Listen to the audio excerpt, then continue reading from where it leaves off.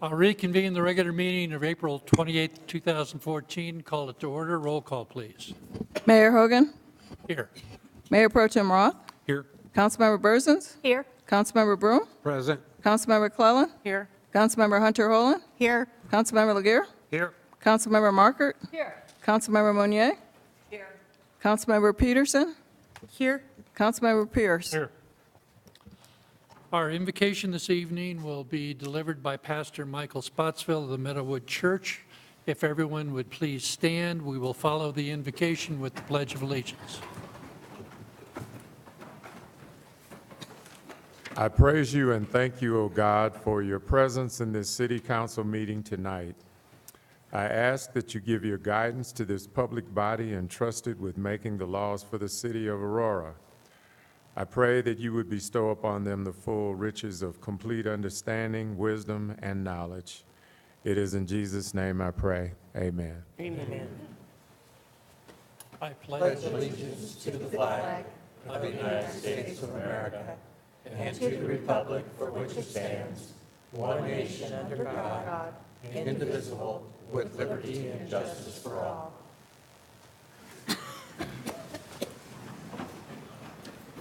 Thank you, Pastor. Next is approval of the minutes of the meeting of April 14th, 2014.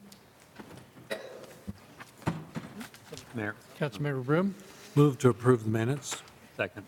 Moved by Councilmember Broom, seconded by Councilmember Laguerre to approve the minutes. Are there any additions or corrections? Seeing none, call the question on the approval of the minutes.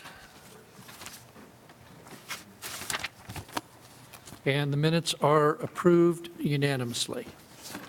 We have two ceremonies this evening. We'll come down front, and first one will be Mental Health Month.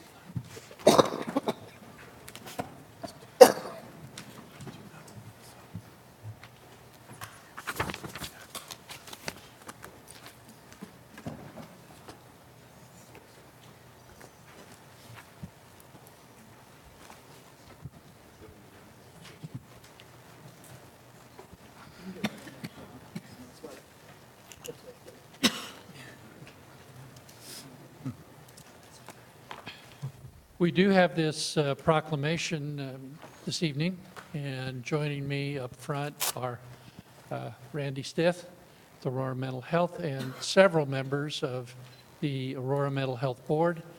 After I finish the proclamation, I will turn the microphone over to you all and ask you to introduce yourselves and say anything that you'd like to say. All right? Whereas millions of Americans may experience a mental health disorder at some point in their lives and may suffer devastating consequences as a result. And whereas addressing the complex mental health needs of children, youth, and families today is fundamental to the future of Aurora, Colorado, and places upon our community a critical responsibility. And whereas persons with mental health disorders who have access to local, community-based prevention, intervention, and treatment services are much less likely to require more expensive alternatives of hospitalization or incarceration, and their chances of becoming homeless are greatly reduced. And whereas for over 41 years, nonprofit community health centers and clinics have provided comprehensive mental health services to indigent and underinsured citizens of the state of Colorado by partnering to best utilize available local, state, and federal funding. And whereas an integrated care model is successfully demonstrated throughout the state through collaborations between community mental health centers and the community health centers to meet the needs of individuals in their communities. And whereas the city of Aurora has made a commitment to community-based mental health care for all residents, the year 2014 celebrates Aurora Mental Health Center's 39th anniversary, and we wish to unite and recognize May 8th, 2014 as National Children's Mental Health Awareness Day. Now therefore I, Stephen D. Hogan, Mayor of the City of Aurora, Colorado, do hereby proclaim the month of May 2014 as Mental Health Month, in witness whereof I have hereunto set my hand and caused the seal of the City of Aurora, Colorado, to be affixed this 28th day of April, 2014. Randy? Thank you. Thank you, Mr. Mayor. I'm Randy Stith, Executive Director of Aurora Mental Health Center. And mostly I want to say 39 years ago, because Ellen Morachek, a member of this community, approached the Aurora City Council. The City Council committed itself to supporting a mental health center in Aurora. That was the first time in the state of Colorado any city got its own mental health center. And it was because of the City Council's commitment 39 years ago. So thank you, and thank the council. Peter Sukali, I'm the president of the board of the Aurora Mental Health Center. And once again, thank you, Mr. Mayor, and all the council for everything that you've done. We appreciate that you have recognized, it's all right. It's an important call. We thank you for recognizing that May is Mental Health Month, but also that everything that our staff, as well as our caseworkers, everyone who is involved in it does to help each person and each person of our community to live a better life and live a more structured and contributing life. So we thank you very much. I'm Gigi Degala, and I'm a board member of both Aurora Mental Health Center and Asian Pacific Development Center. Thank you, Mayor. Thank you, Council. Please look around this room and think 1 in 5. 1 in 5 Americans, or 1 in 5 in this room, experience some sort of mental illness each year. It does not discriminate, and certainly my family has been impacted by it. I don't know if you're just like me, who asks after each tragedy in the news and will say, how can I help? Where do I start? May I offer you a place to start? Please take mental health first aid training. Ask your community leaders, your schools, your church, your work, your friends and your family to take that training. It is nationally recognized, and it will not teach you how to diagnose or to provide therapy and counseling. Instead, it will teach you the risk factors and warning signs and build understanding of their impacts, as well as know common support systems. Please know that your knowledge might help prevent a crisis, and your help might prevent a tragedy. Thank you. I'm Terry Todd, a board member for Aurora Mental Health, and I can't say it any better than that, so I'm not going to try to top it. So that was very good, Gigi. Thank you, Mayor. Thank you, Council, for this distinguished proclamation. Thank you, Gigi. My name is Marcia Berzins, and I have had the privilege of sitting on the board of directors. This is my second term, so it's been several years. So I love working with Dr. Randy Stith and his group and the rest of the board members. So thank you very much. Thank you. I'm Nancy Jackson, Arapahoe County Commissioner, and I've been a board member of Aurora Mental Health off and on for probably something like 25 years. I trust and really think that this is an excellent organization, and as Gigi said, all of us have been affected one way or the other, either ourselves or with our families from mental health issues. So we need your support, and we thank you very much for this honor. Thank you.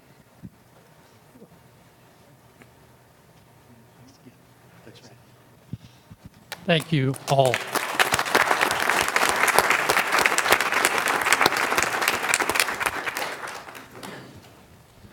And just as a side note, I am privileged and honored to represent Adams County on the Aurora Mental Health Board. So, Gigi, you did say it about as well as anybody could say it. So, thank you. Next is proclamation Holocaust Awareness Week. So, we also have a number of folks here. If you could come forward, please. Just come over here next to me and look out at the audience. We'll get your bright and shining faces on television.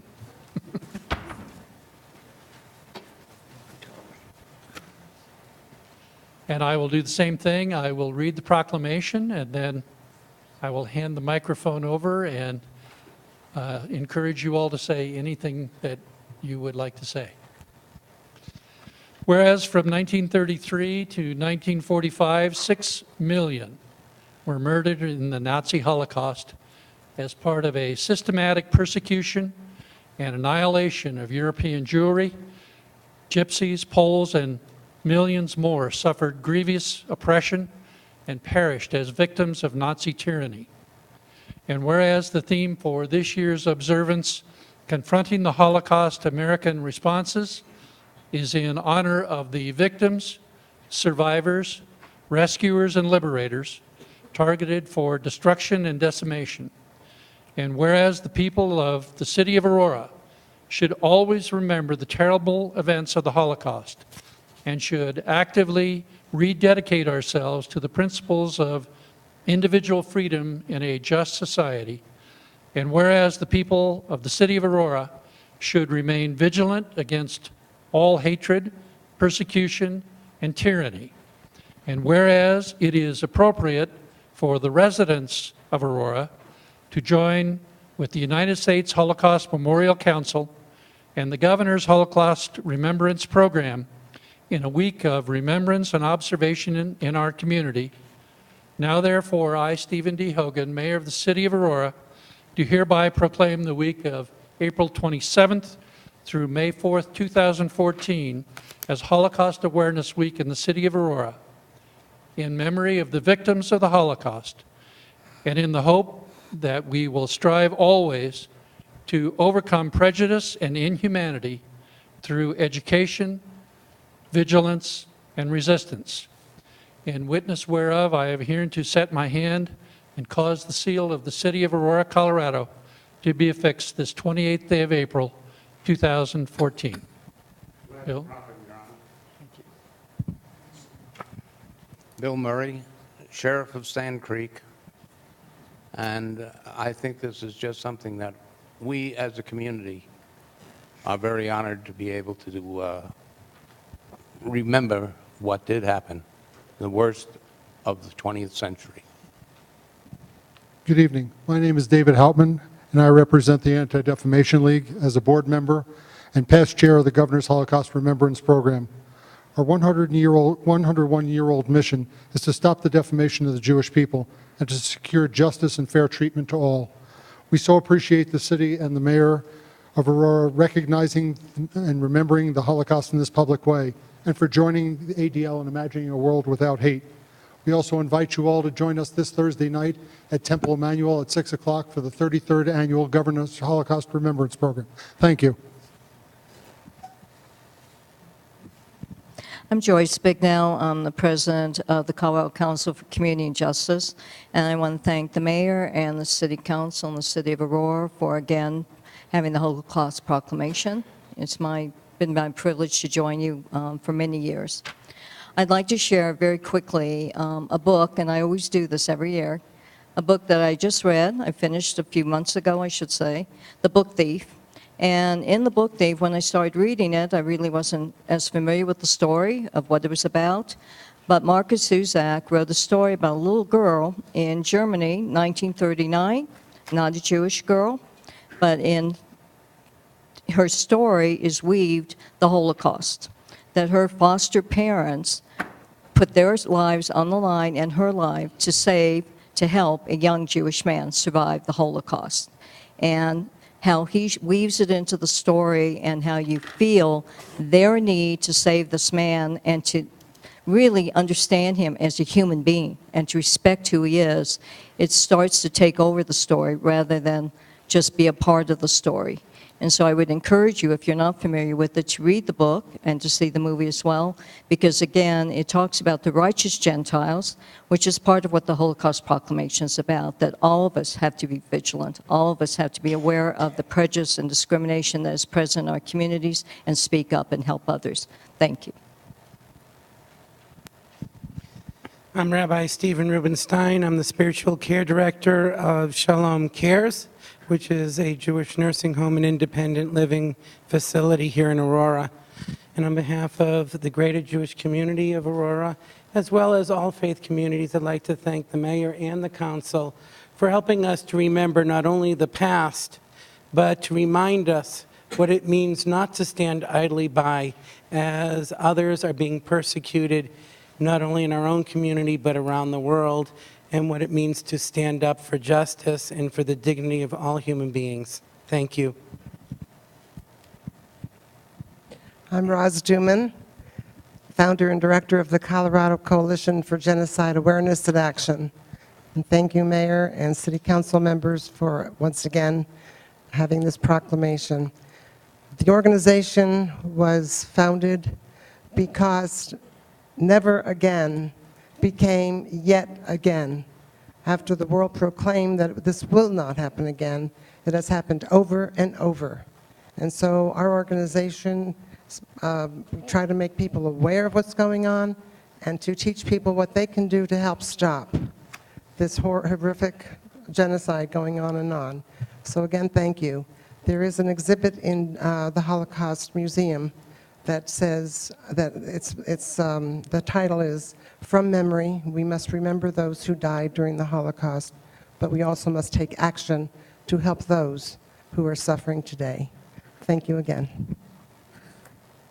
My name is Yvette Lutman. I'm the rabbi at B'nai Chavara. I'm here on behalf of the Rocky Mountain Rabbinical Council. And on behalf of the rabbis, we are very grateful that the city of Aurora has made this proclamation, is dedicating this week to Holocaust education, if for nothing more than the importance of standing up and reinforcing that with our kids. Thank you. My name is Janet Sherman. I'm the director of the Jewish Community Relations Council, a program of Jewish Colorado, formerly Allied Jewish Federation of Colorado. On behalf of all of us, we would like to thank you, the Mayor and City Council, for dedicating this week to Holocaust awareness and education. And wanted to let you know your timing is impeccable, as today is Holocaust Memorial Day in Israel, as you've probably seen on the news. And as you know, they have a siren that goes off, and people all at 11 o'clock in the morning, everybody stands at attention throughout the whole country. It's quite an experience.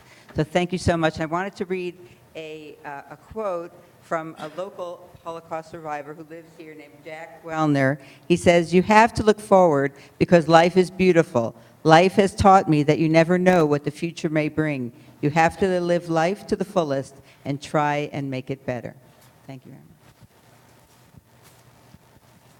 My name is Jacqueline Stern-Bello. I'm here with my husband, Howard Bello. We're representing the Center for Judaic Studies, Holocaust Awareness Institute, which is a part of University of Denver, which helps perpetuate Holocaust education. For me personally, I'm a child of survivors, a father who survived Bergen-Belsen, and a mother who survived Germany, and who was that 11-year-old making her way out on Kristallnacht from the book thief, and who also had lost numerous family members to Auschwitz and to Bergen-Belsen. So this is near and dear to my heart and to my community, and I'm very proud of Aurora commemorating it in its importance. Thank you.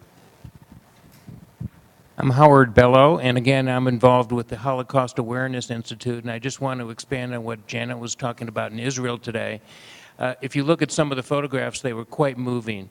There were people on the beach in swimsuits just standing still for 2 minutes, and then there was a scene in downtown with people at offices, and there was another scene on a highway where everyone had gotten out of their car and stopped right on the highway during this 2-minute period. Thank you very much. Just want to say that our mayor is one of the hosts of the event, A Lucky Child, and you need tickets to go to that, and if you'd like to have tickets, I have some that I can distribute. But I wanted to make sure that you knew that Sue Parker Gerson said, "It is particularly meaningful that you all went to great lengths to ensure that the date did not conflict with the Passover holiday, and we really appreciate the opportunity to participate." Thank you, Mayor, and thank you, Council. Thank you all. Thank you.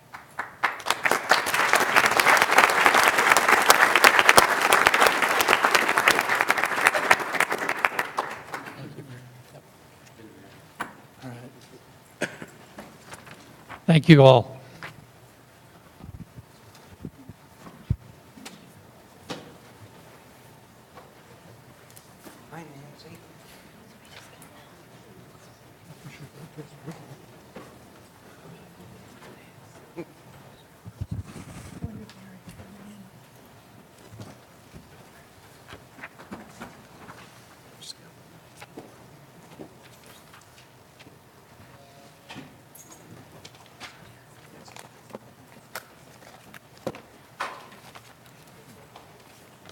Next, we have public invited to be heard on non-agenda items. I have several requests to speak, 3. I will call these individuals in the order in which these were received, and the next 3 minutes for each person is yours. First is Senator Nancy Todd, followed by Sheila Moser. Senator Todd, welcome. Thank you. It's a delight to be here with you, Mr. Mayor, City Manager, council members, and I am very proud to present to Aurora tonight a proclamation from the state of Colorado. The Senate and House of Representatives convened in the second regular session of the 69th General Assembly hereby extends heartiest appreciation and proud to honor the city of Aurora, Colorado on its 123rd birthday. Known as the Gateway to the Rockies and the Sunrise to Colorado, Aurora, formerly the town of Fletcher, was incorporated in 1929. Aurora eventually became the home of the U.S. Army Hospital, later known as Fitzsimmons, the Buckley Naval Air Station, Lowry Air Force Base, and was the interim site for the U.S. Air Academy. It is now the home of the Fitzsimmons Anschutz School of Medicine, Children's Hospital, and the VA Hospital. Aurora continues to grow, plan, and evolve with projects like the Denver International Airport, Solar TAC, a renewable energy research facility, Prairie Waters purification and recycling system, Fast Tracks, and the Gaylord Hotel Conference Center project. In 2008, Aurora was designated an All-American City by the National Civic League. On request of Senator Nancy Todd, Senator Linda Newell, President Morgan Carroll, Senator Pat Stedman, Representative Sue Ryden, Representative John Buckner, Representative Jovan Melton, Representative Rhonda Fields, and Representative Kevin Priola. Given this, 29th day, I'm a day ahead of the proclamation, day of April 2014, State Capitol, Denver, Colorado. Signed by Morgan Carroll, President of the Senate, and Mark Ferrandino, Speaker of the House of Representatives. We bring good wishes to you. We will be down at the Capitol and not able to attend the birthday party on Wednesday, and so we bring our greetings. Happy birthday, Aurora. So proud to be a member of this great city. So thank you very much. Thank you very much, Senator Todd. Appreciate you coming down and bringing that.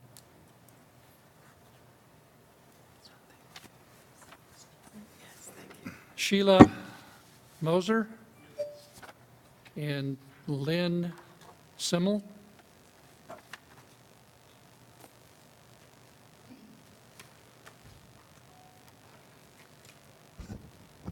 My name is Sheila Moser. I'm a resident of Aurora, and I come before you again to implore you to retain the ban on pit bulls.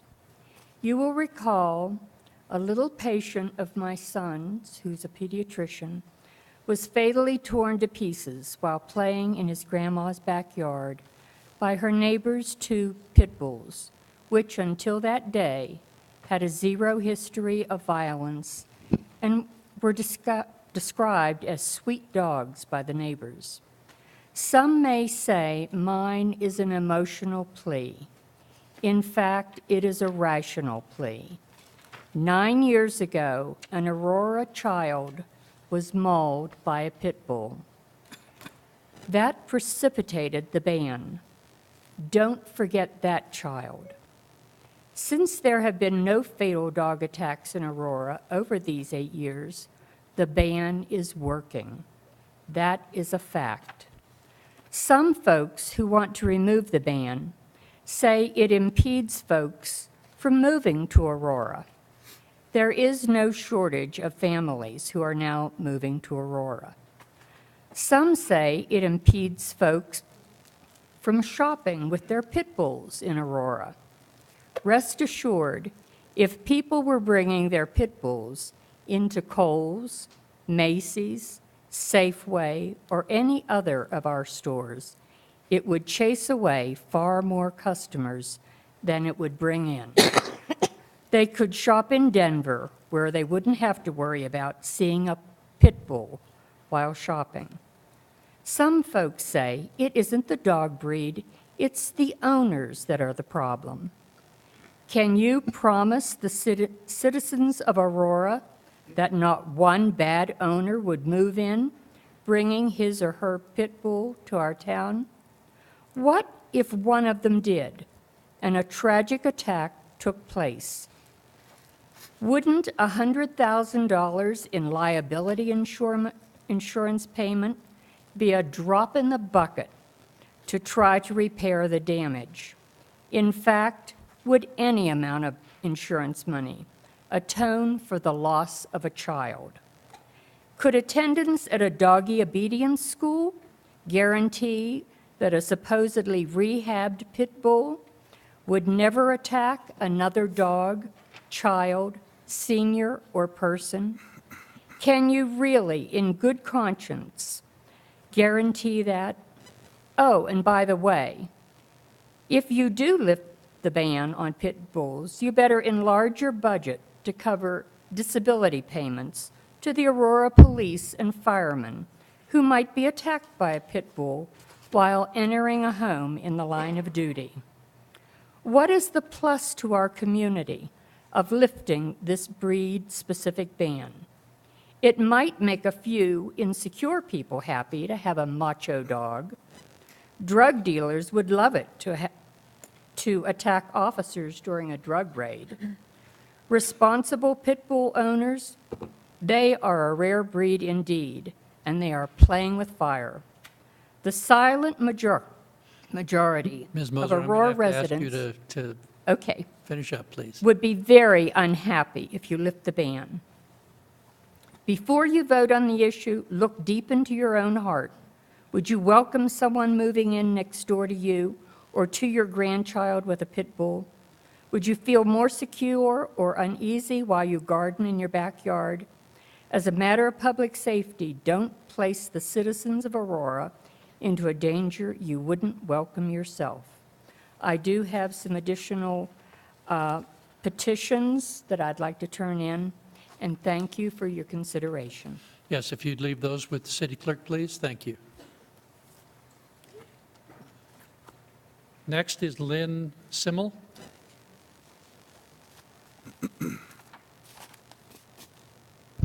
Hello.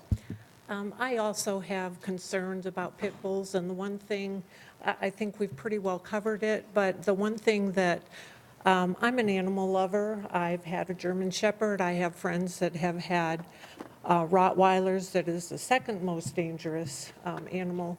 The thing that is different about pit bulls is they don't give a warning before they attack.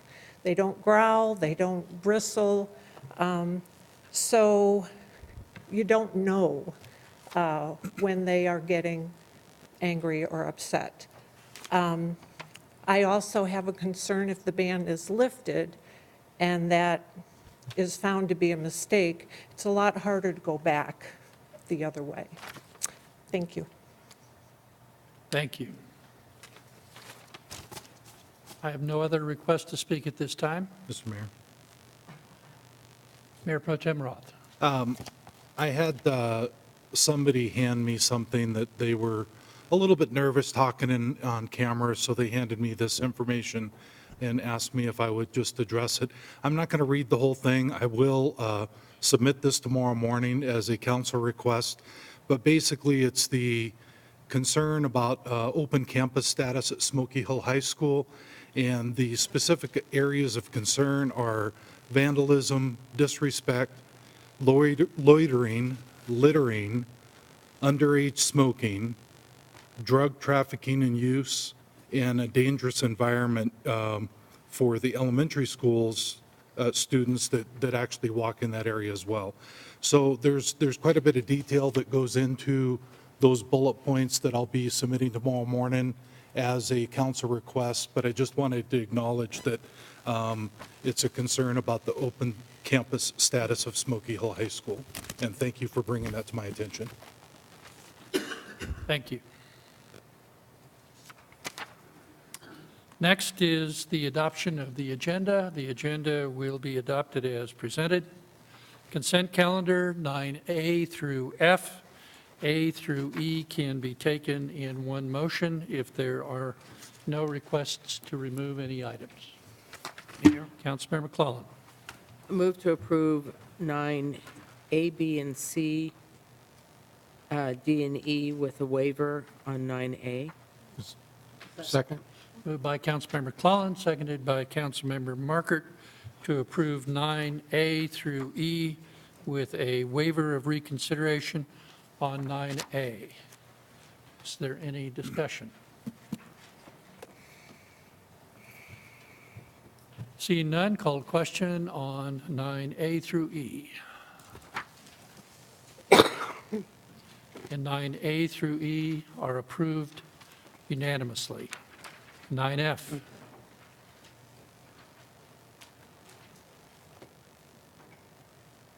Can I have a motion?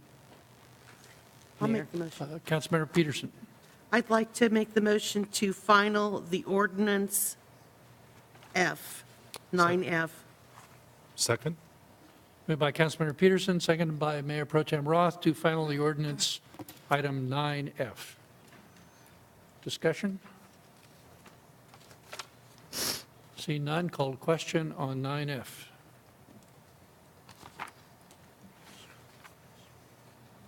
And 9F is approved unanimously. 10A. 10A, R 2014-25, consideration to approve a resolution of the City Council of the City of Aurora, Colorado, ordering that a public hearing be conducted on the amendment of the Fletcher Plaza Urban Renewal Plan by designating the boundaries of a new tax increment area. Councilmember Monier. I move adoption of 10A. Second. Moved by Councilmember Monier, seconded by Councilmember Hunter Holland to approve the resolution item 10A. Any discussion or request for staff presentation? Seeing none, called question on 10A.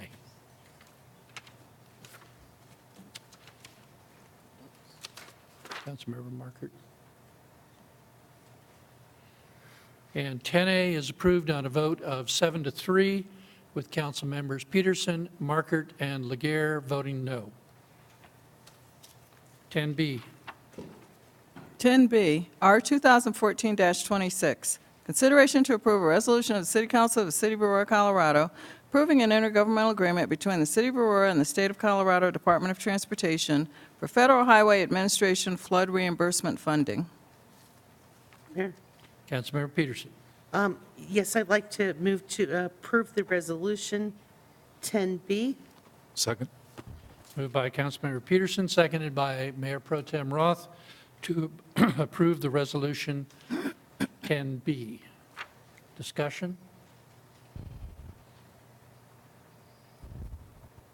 Seeing none, called question on 10B.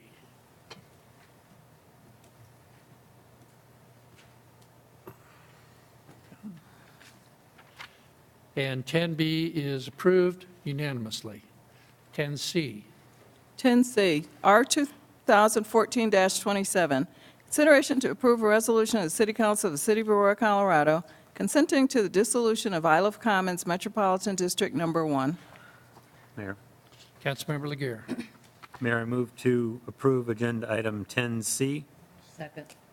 Moved by Councilmember Laguerre, seconded by Councilmember Markert to approve the resolution item 10C. Is there any discussion?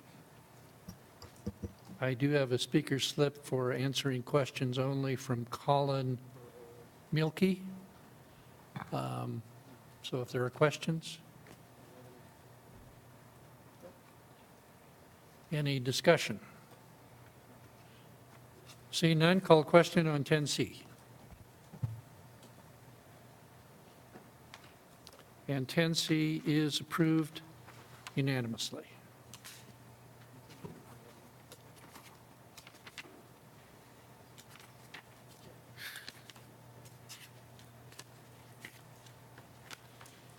Next, we have 11A. 11A, R 2014-28, public hearing and consideration to approve a resolution of the City Council of the City of Aurora, Colorado, adopting an urban renewal plan for the redevelopment and rehabilitation of the Isle of Station urban renewal area. 11A is public hearing. I will open the public hearing and ask for a motion on the resolution. Councilmember Markert. Thank you, Mr. Mayor. I move approval of item 11A. Second. Moved by Councilmember Markert, seconded by Councilmember Hunter Holland to approve the resolution item 11A. I would assume that since this is an urban renewal plan, and this relates to a letter which the city received from the Arapahoe County Commissioners today, that we ought to we ought to have a presentation from staff to go into the record. So, please. Sure. I have a map here of the urban renewal area. The area that we're talking about is a 33-acre area under single ownership, with the exception of an RTD parcel for park and ride. Can you make sure your mic's on? It's good. It is. I'll speak louder. Yeah.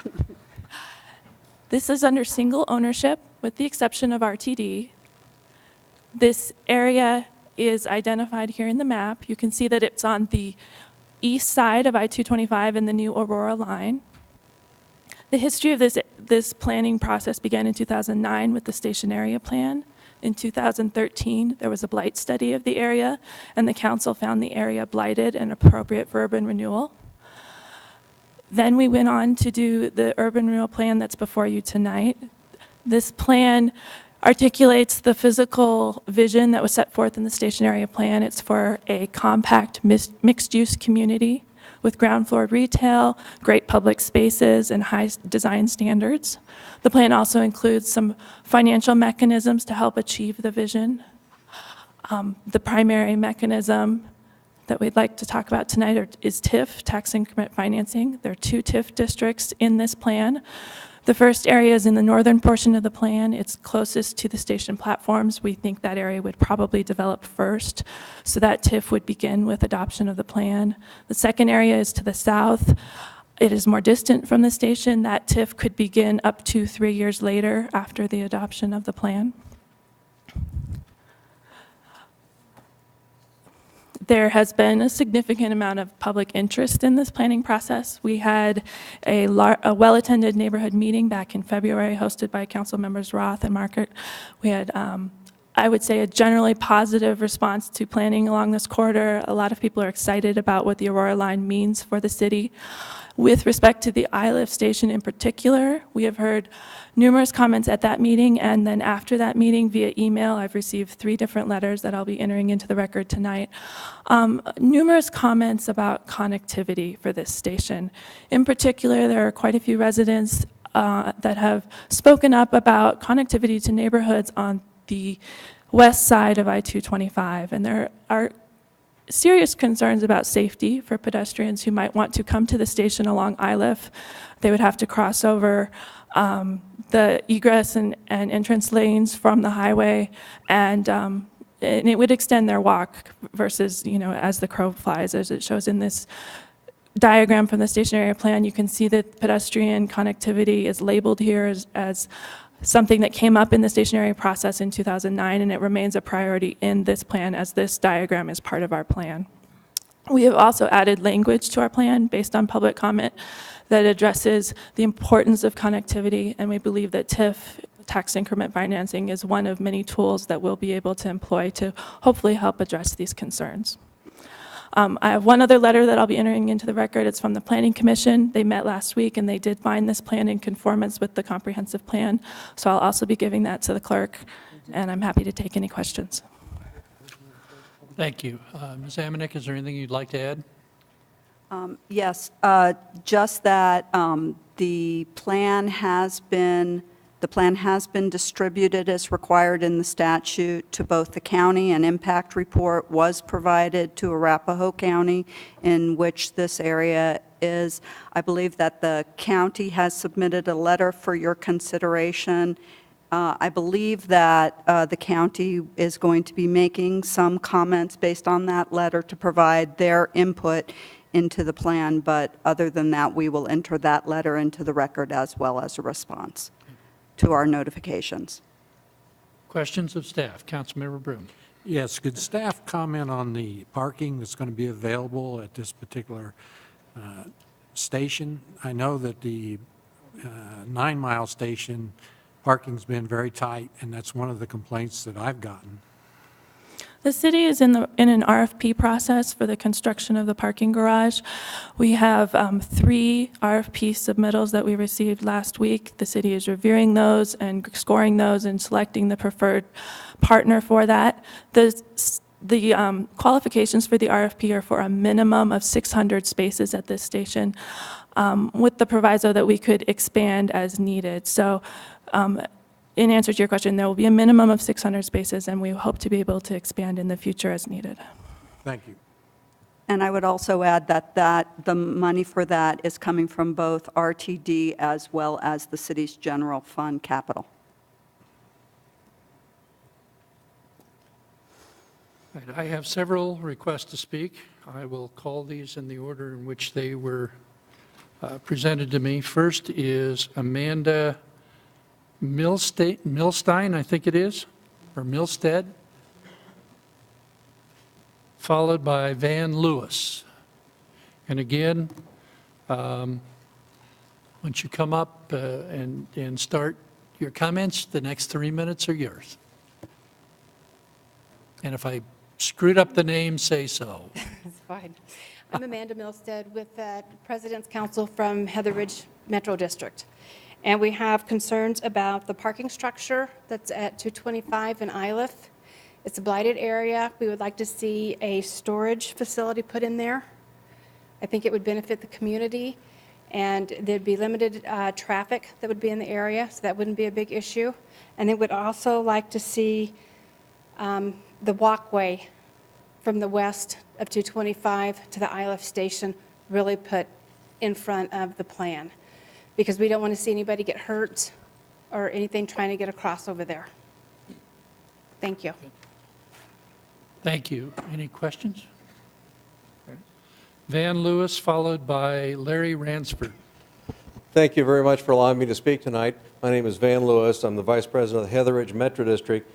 Thank you for your support over the years. We couldn't come into existence without it. So we came here tonight to voice our support for 11A.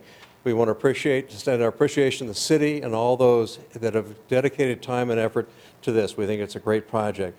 We'd like to also be of record that the storage facility, which is under consideration for rezoning, be seriously considered for other usage than now zoned. They're looking at putting a storage facility where the 3 level is. And also, as Amanda mentioned, we have strong concerns about pedestrian access from the west side to the east side of 225 over there. It's a tough problem, so we look forward to hearing some of the ideas you've got. Any questions? Questions? Thank you very much. Thank you. Larry Ransford, followed by Barry McConnell. Good evening. My name's Larry Ransford. I'm the business manager for the golf course at Heather Ridge. I'm also a resident of Cobblestone Crossing. I'm here to support the Heather Ridge station.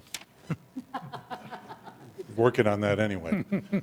The other thing is, I'd really like to see something done for the pedestrians. Now, being the manager of the golf course, I really don't expect a whole lot of people to get on light rail with their clubs. Just don't see that happening. I don't think that's going to happen. But what I do see is the number of people living in the area, in the apartments, that are looking for transportation to their jobs, to recreation, to other areas. I'm also looking for a pedestrian bridge that helps bring my employees to the golf course. The other thing is, I'm a part-time painter. My painting experience has been covering graffiti on the billboard that's also referred to as the parking garage, trying to get rid of that. So if that was an opportunity to make that a storage facility, the golf course would be in full support of that. Thank you for your time. Thank you. Any questions? Mayor Pro Tem Roth. Not a question, just a comment. As the representative for Ward 5, I'm sure what you meant was Heather Gardens Station. I still think it's Ridge, but we can work on that. Thank you. Councilmember Markert. As the ultimate one to find compromise and congeniality in every opportunity, how about just Heather? We can deal with that. The Heathers. The Heather. That's good. There you go. Barry McConnell, followed by Michael Sheldon.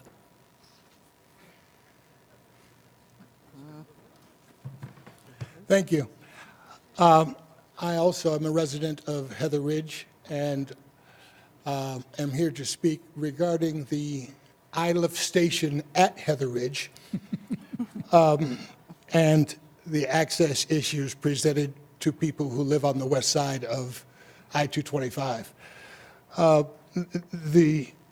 I'd first like to compliment Urban Renewal and Council for the outstanding job done in terms of planning and design on the east side. Shows considerable thought and I think a lot of promise for the area.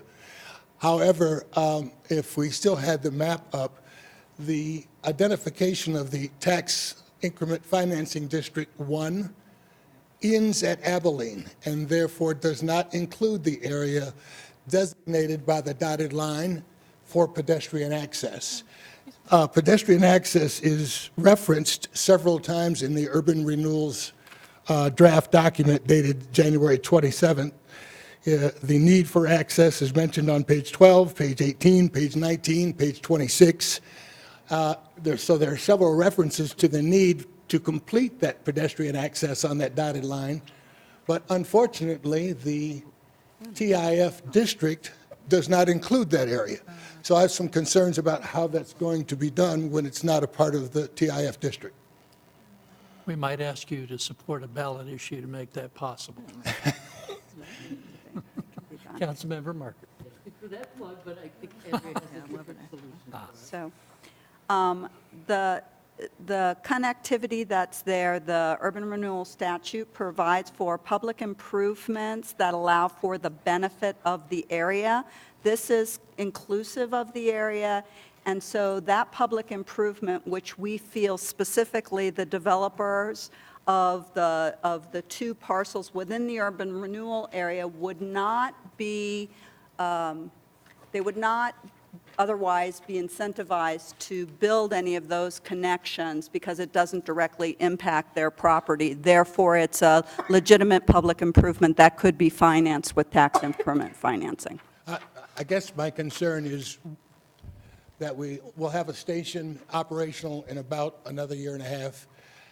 Residents from the west side of 225 will have to cross 2 on-ramps and a multi-lane Abilene off-ramp to get to the east side and then walk another block down ILIF, which is going to have an additional 20,000 cars a day to get to the new ILIF at Heather Ridge Station.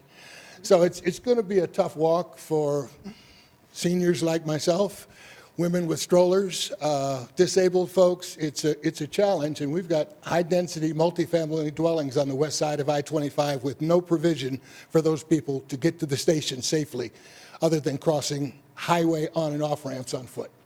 Thank you. Thank you. Question?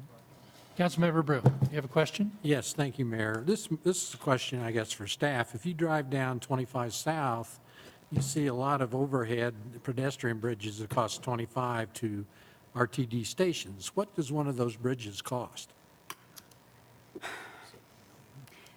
The only thing that I could compare it to off the top of my head is there is a bridge over Colfax that we had the pedestrian bridge from the hospital. That cost of that bridge, which is a straight across, is $3 million. This is a larger span. It would be in excess of that. Thank you.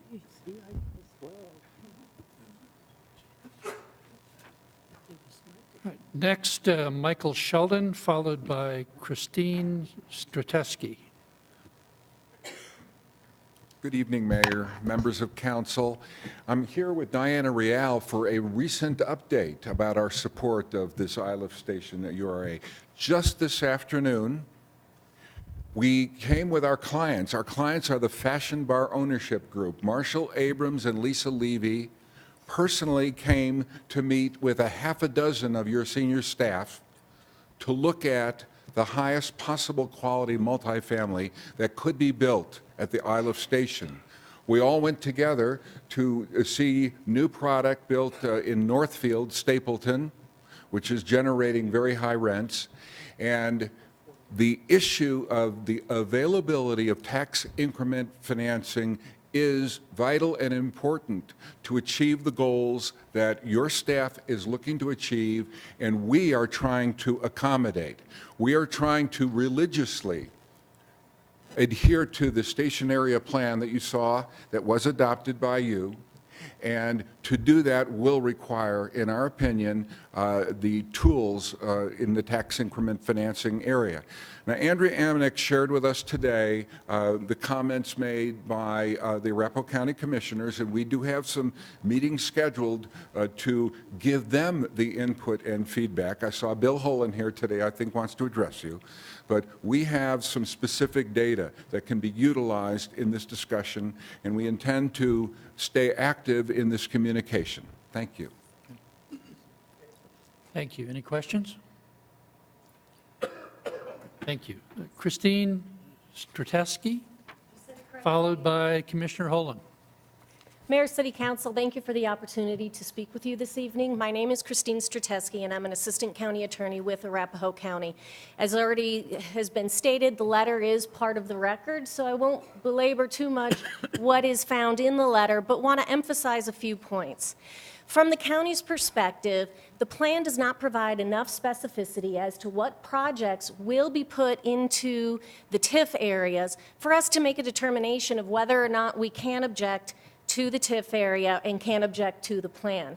So as it stands now, the county does have to object to the plan for two main reasons. First, because it doesn't provide the specificity, the county impact report isn't giving the county enough information to determine the county impacts to both revenue and the possible impacts to infrastructure and services.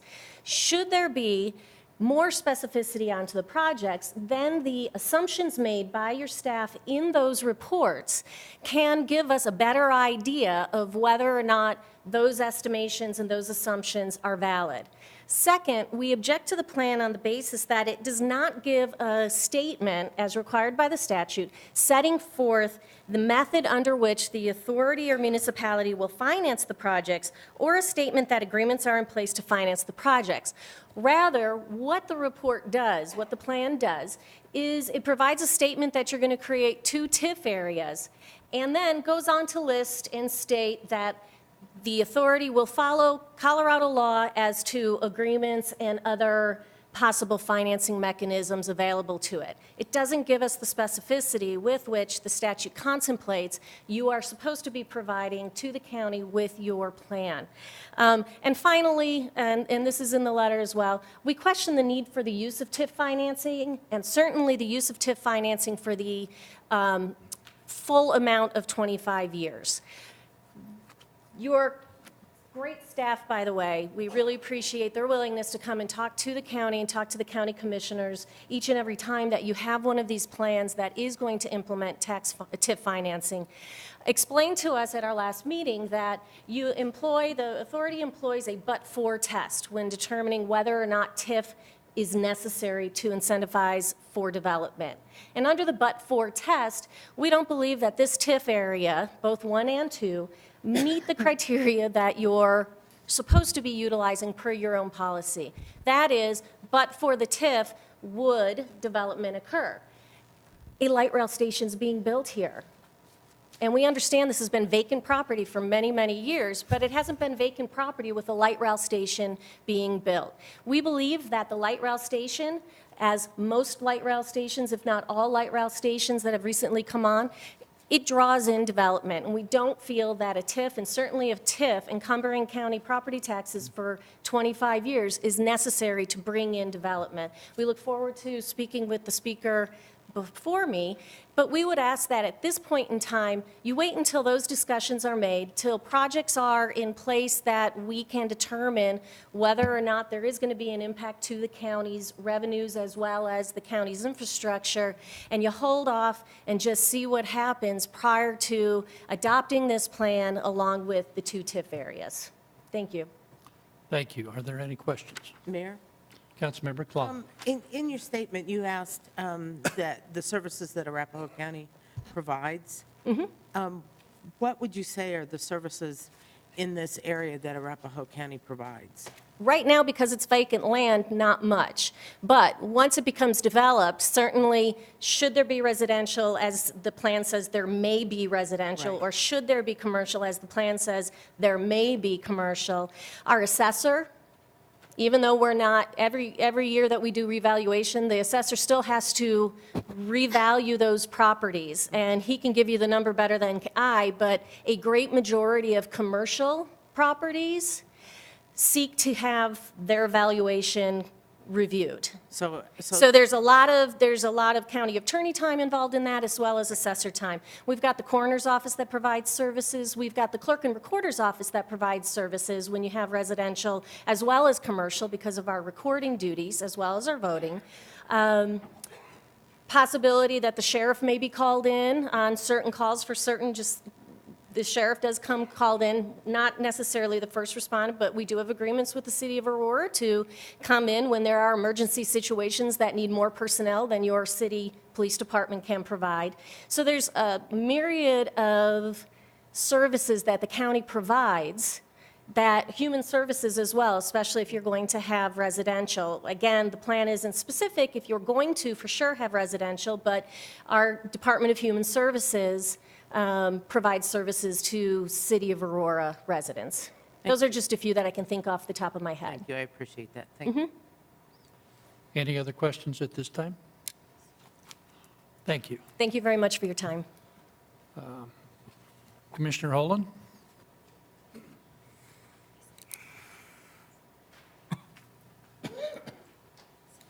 Not often we have a state senator and 2 county commissioners present at a meeting. Welcome. Well, I may be sleeping in my car tonight, but I'm Bill Holland, County Commissioner for District 5 in Aurora. I'm not going to go into a lot of detail that Christine handled. One other area that we do provide services to the county and provide funding for its operation is the Tri-County Health Department, which has a large number of services it provides Aurora, including inspections of restaurants and such. From my standpoint, I've always been a strong supporter of the development of the light rail system and the benefit, economic benefit that's going to be provided to Aurora and the metropolitan area. However, as Christine mentioned, there is a statutory requirement that you bring you seek approval from the county for these plans, and so we would have an opportunity to analyze the fiscal impact that that the loss of TIF funding would have. The real question is that we want to be partners as a county in your development process, so that we can understand and comprehend how we budget our annual budget to ensure that we have sufficient funds to provide the services needed. I think the statute is very clear on that, and the problem that we have as a county commission is that we can't analyze a plan that lacks the true specificity that's necessary for us to evaluate those requirements. We're not opposed to providing TIFs.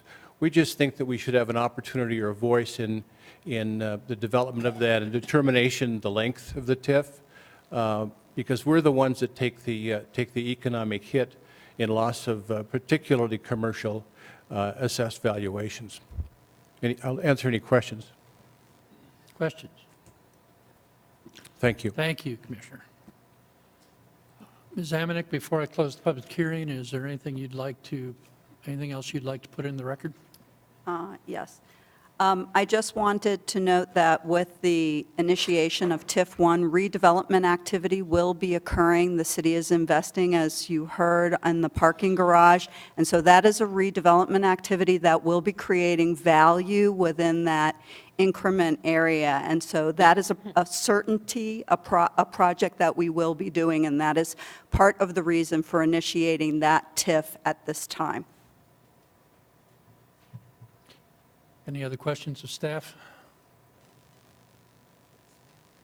I will close the public hearing on 11A. We have a motion and a second. Is there further discussion? Mr. Mayor, Councilmember Markert. I would just encourage my peers to consider this favorably. We have put a ton of time and effort into getting a plan that is workable for everyone. We know what the concerns are, and we've been working on them for years, and we'll continue to do so. Now that we've recovered from the biggest disappointment, which was for years seeing the Fashion Bar name on that property and hoping that we would get a Fashion Bar store. Now that we've all recovered from the disappointment of not getting a Fashion Bar store, we're delighted to have the development that has been proposed instead. So thank you very much. Mayor Pro Tem Roth. I have to apologize a little bit to the Arapahoe County representatives because I should have thought of this before, but I'm curious why the county is opposed to this particular TIF and has not come and expressed opposition to other TIF projects we've had in the past. Is it because of the specificity? And is it okay to invite them to answer that question, Mr. Mayor? Or? I know the public hearing is over, and I apologize if I didn't think of it. Hold on one second. If we're going to have an answer to that question, should I reopen the public hearing? I think you would have to. All right. I will reopen the public hearing on 11A for the purposes of the question from Mayor Pro Tem Roth to County Commissioner Holland. As you recall, we raised some objections to the development of the land across from the initial 25-year TIF that was authorized and the extension that was required. We found, we questioned that. The issue is primarily that we don't oppose the TIFs. We just feel that it's appropriate for us to have a hand in, a seat at the table, as it were, in looking at, in the development of the plans. And then when you present a report to define those efforts as is required by the statute, that you have a little more specificity as to what kind of development you plan to have, mixed use and commercial development. So we have an opportunity as a county to assess the physical impact of the loss of those assessed valuations over the years. And the other issue is, does the city really require the necessity of having a 25-year TIF? Our view is that this development will certainly attract outside development interests, as was just mentioned earlier.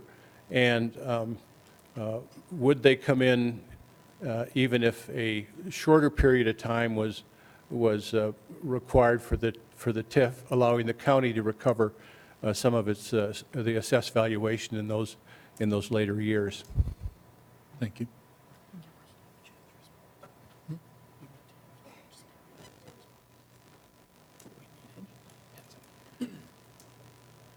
Any other questions? That's it. Thank you for your indulgence.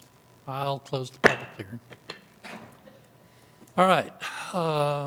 We have the motion. We have a second. Any further discussion? Seeing none, call a question on 11A.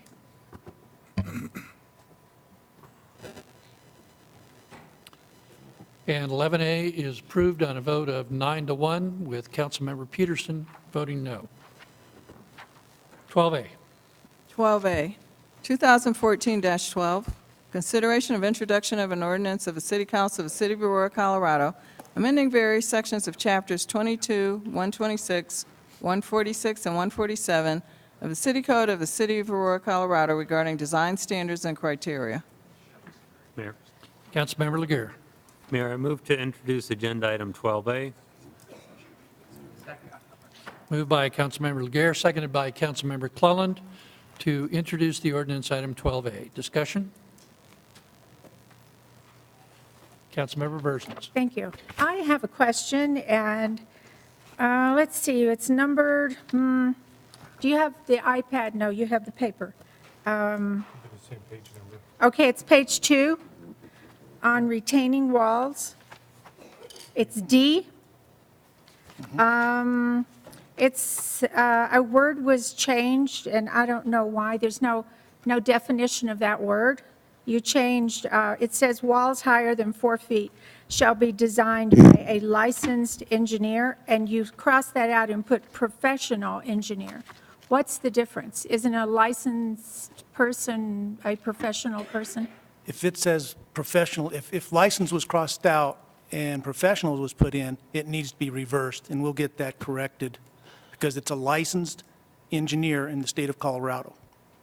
Okay, yes, license was crossed out and professional was put Okay. in.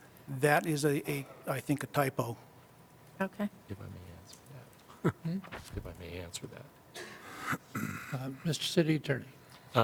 Actually, I'd kind of like to point out something in the ordinance. The term professional engineer is defined as a change to the ordinance, and it does mean someone authorized to practice as a professional engineer by the state of Colorado. So in essence, that's why we have a new defined term throughout, professional engineer. So in effect, it means someone who's licensed by the state. Just a way Same of... thing then.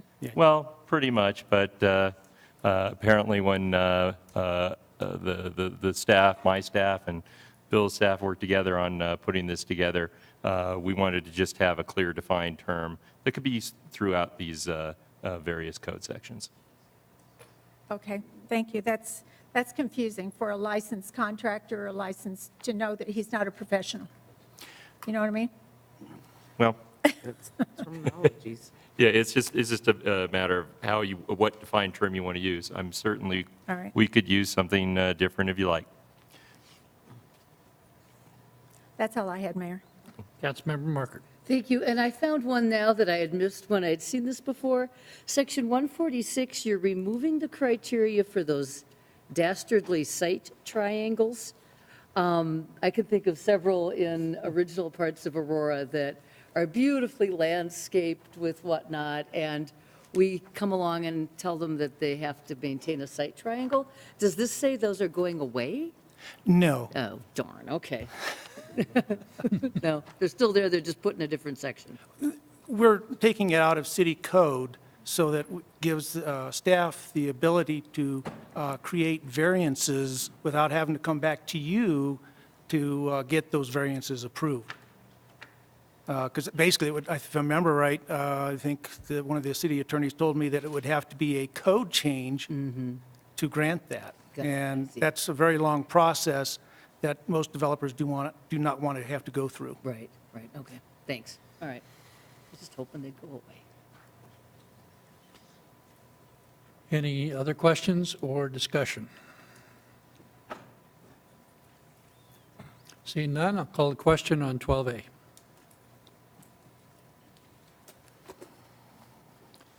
And 12A is approved unanimously. 12B.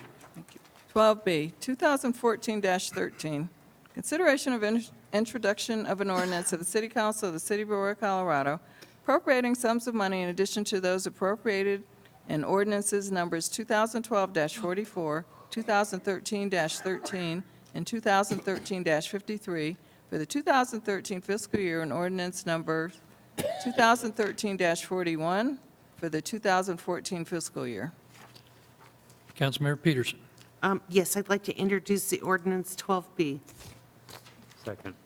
Moved by Councilmember Peterson, seconded by Councilmember Laguerre to introduce the ordinance item 12B. Questions or discussion?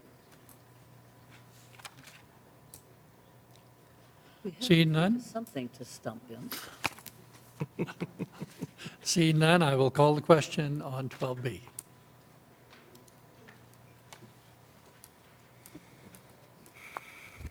And 12B is approved unanimously. 12C.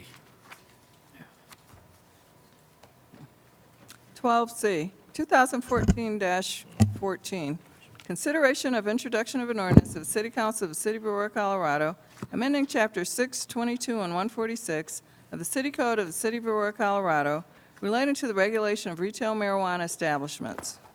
Mayor Pro Tem Roth. Thank you, Mr. Mayor. I have a number of items that I want to work through.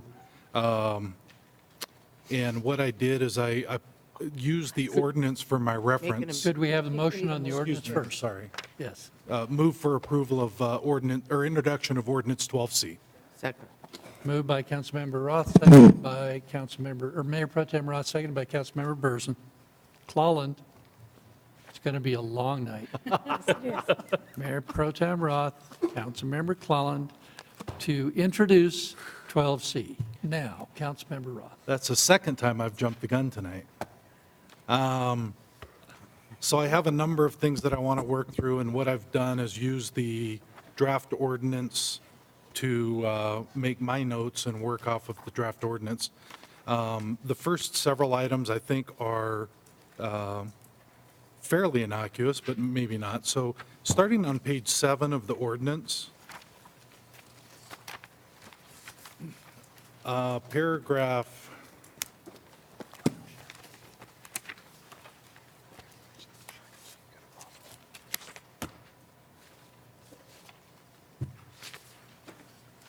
excuse me. While you're looking, Councilmember, or Mayor Pro Tem Roth, we do have several people who have signed up to speak. Okay. Would you You want like me to to do hear that the first? speakers before we take on I'm good amendments? either way. I'm good either way. I have three requests to speak. Ed Tower, followed by Meg Collins.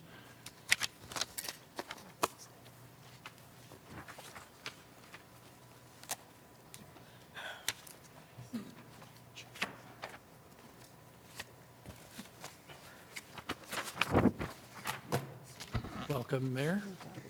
Good evening, Mayor and council members. How are you this evening?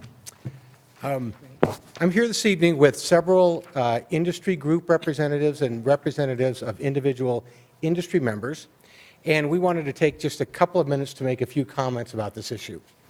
The first thing we wanted to say was thank you. You know, this has been a pretty tough issue.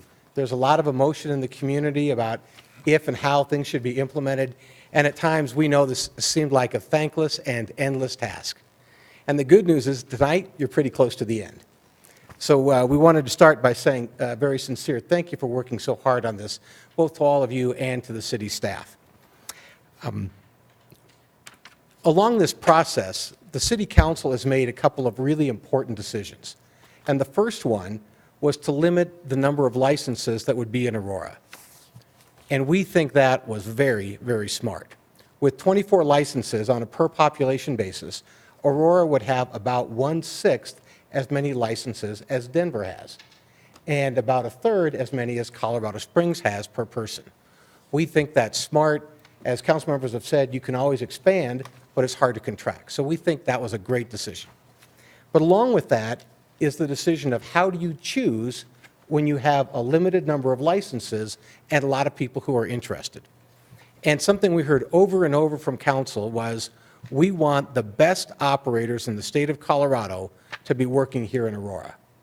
And we couldn't agree with you more. That's a great idea. If you're the best, you should get a license, and if you're not, then you came in second, and you need to understand that.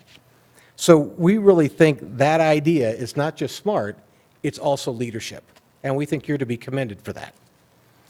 So tonight, what we're asking for you to think about is how to really follow through with that idea of having the best operate in Aurora. And having the best means that you have to make decisions, sometimes difficult decisions. You don't really get the best by leaving things to chance. We think you get the best by creating a process that highlights the differences between applicants and chooses and helps you pick who really does rise above the standard, who really is better than the others. We think that's part of the spirit of having Aurora be the best that this council often talks about. And so we want you to know that the industry members are used to being judged every single day, and not always by the easiest or most objective criteria. We're used to that. That happens with our customers, and we would welcome the opportunity to have you do the same thing.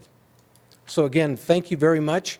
We think that adding criteria is the best way to choose those best operators.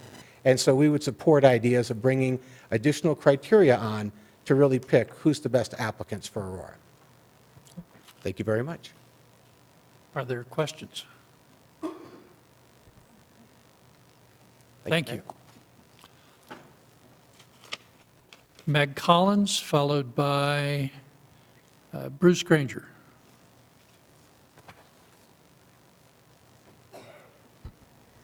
Good evening.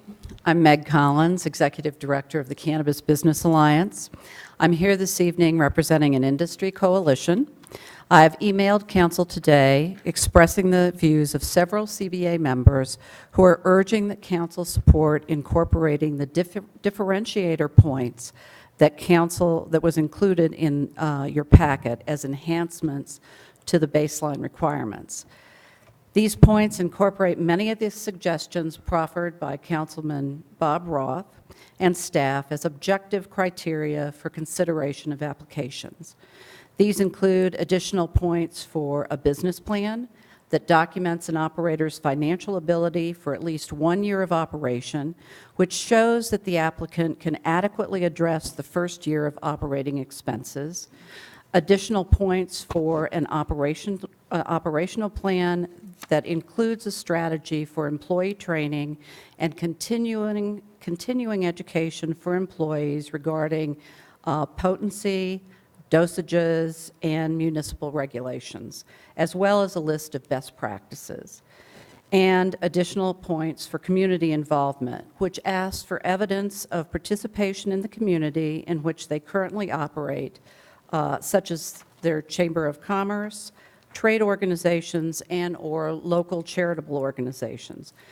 This provision advances the goal of active civic engagement by the retail marijuana operator. Thank you for your time, and I urge that you support these amendments to the Aurora scorecard. And thank you for all your hard work. Any questions? Thank you very much. Thank you.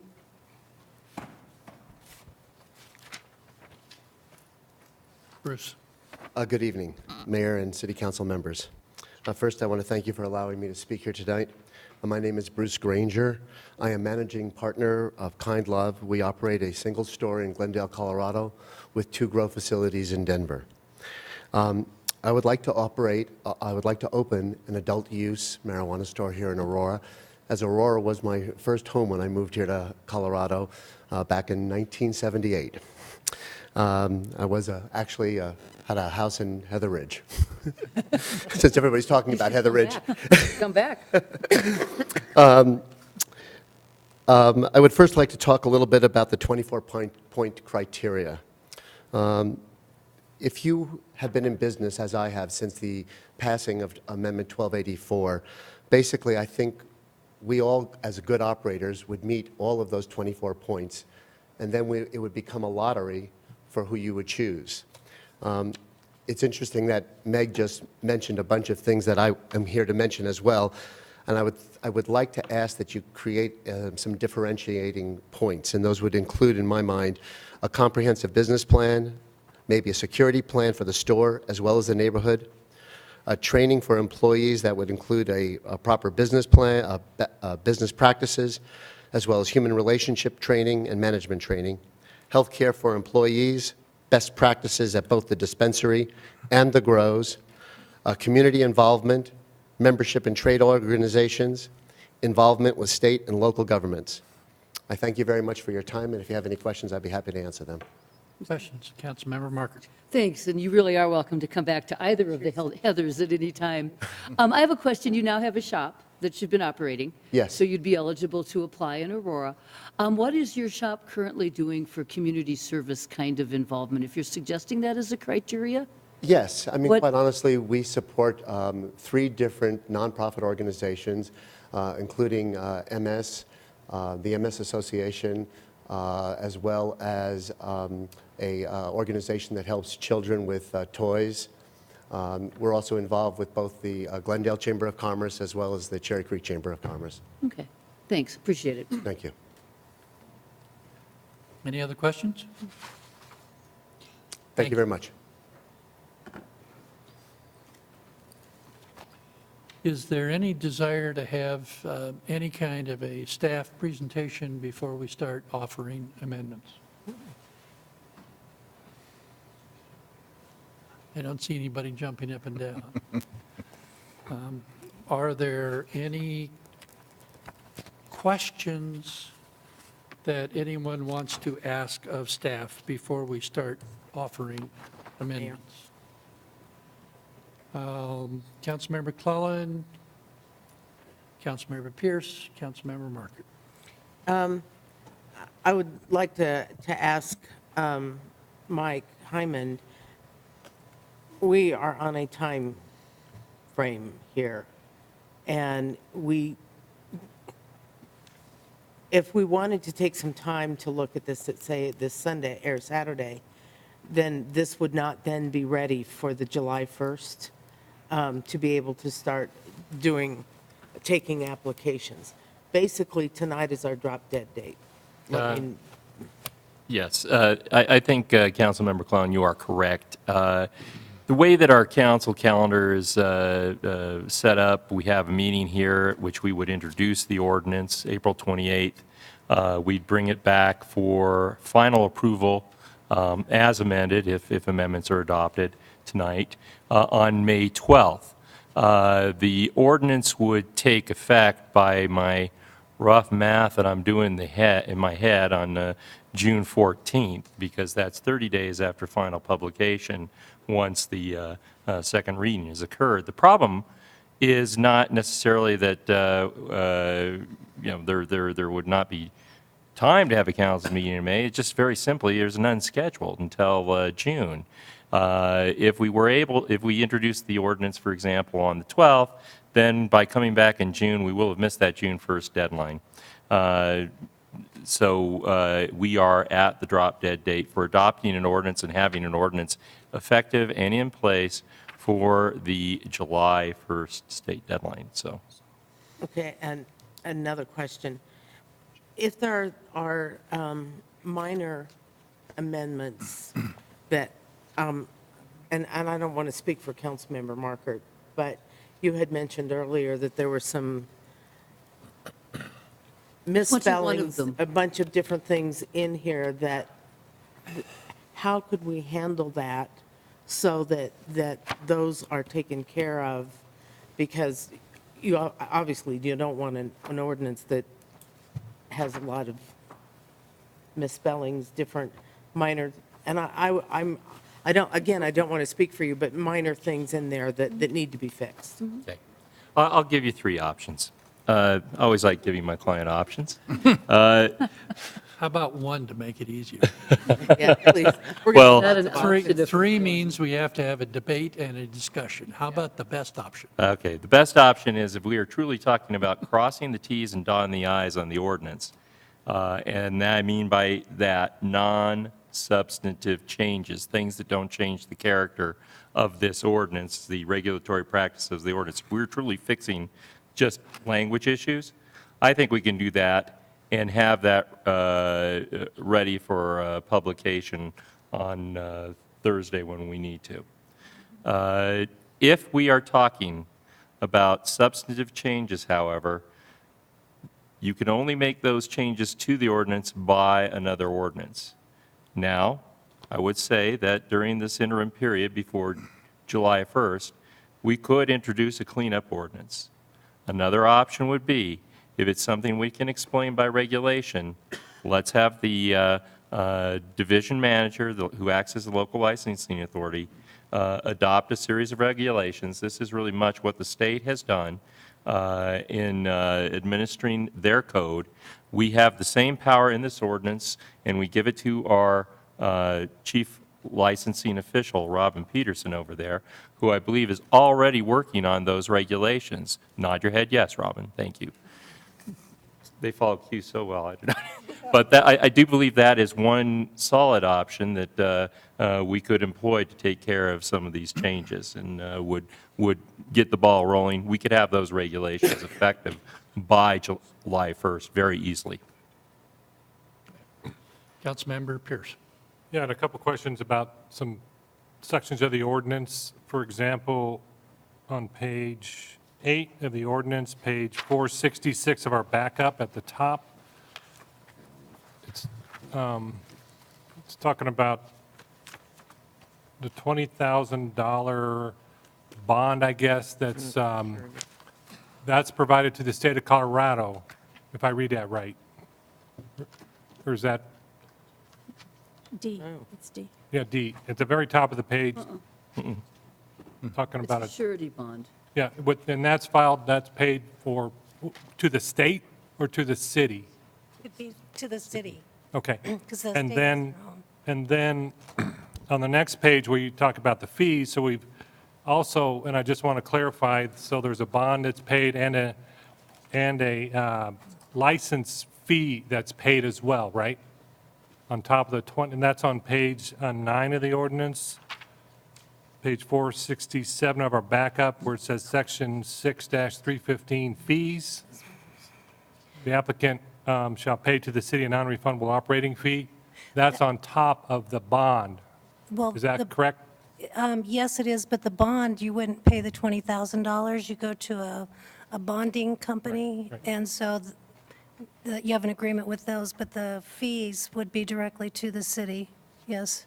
Okay. And that is on top of it. And then back here on page 12 of the ordinance and page 470 of our backup, about maybe in the middle of the page, is talking about section 306.2 of the IBC.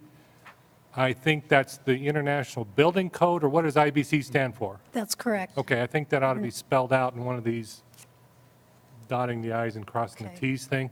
And then the same thing, later on, there's another abbreviation I'm not familiar with. It's on page 14 of the ordinance and page 472 of our backup, and it's talking about section 403.1 and of the IMC adopted, and I don't know what IMC stands for.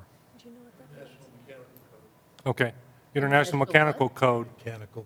So I think that ought to be spelled out in one of these tweaks that might happen, so. And I have an amendment I want to propose at some point, but those are all my technical questions about the wordage in the ordinance, so, thank you. Councilmember Markert, you had questions? I did.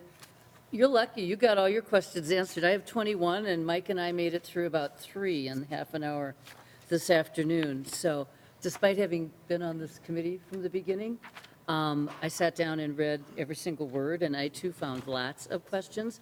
I think the regulatory scheme is probably the only way to address the detail that's needed.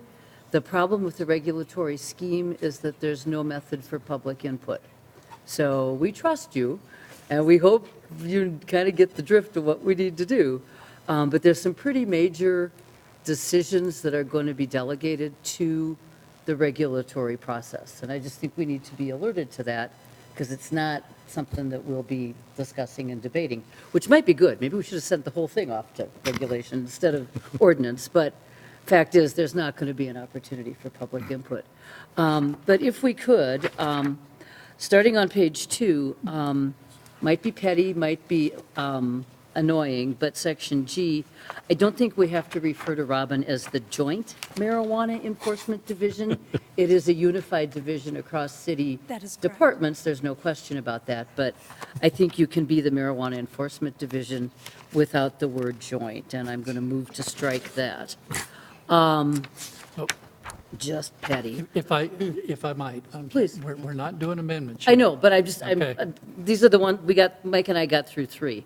I think section 6307A on page 4, where we talk about unlawful for the person to operate the establishment in the city without obtaining a local license and holding a good license in good standing from the state. I think we need to clarify that that's concurrently, simultaneously, at the same time. You can't have had a state license last year and be getting a city license this year. They have to both be held at the same time. So I think that's a technical amendment, the concept. It doesn't need a lot of, it's not a big deal, but it needs to be clarified. Whipping along up to page 5, Mike had to draw me a picture of, in section 1 there on the very top, why is it taking us 45 days to figure out whether or not they're in conformity with the planning limitations?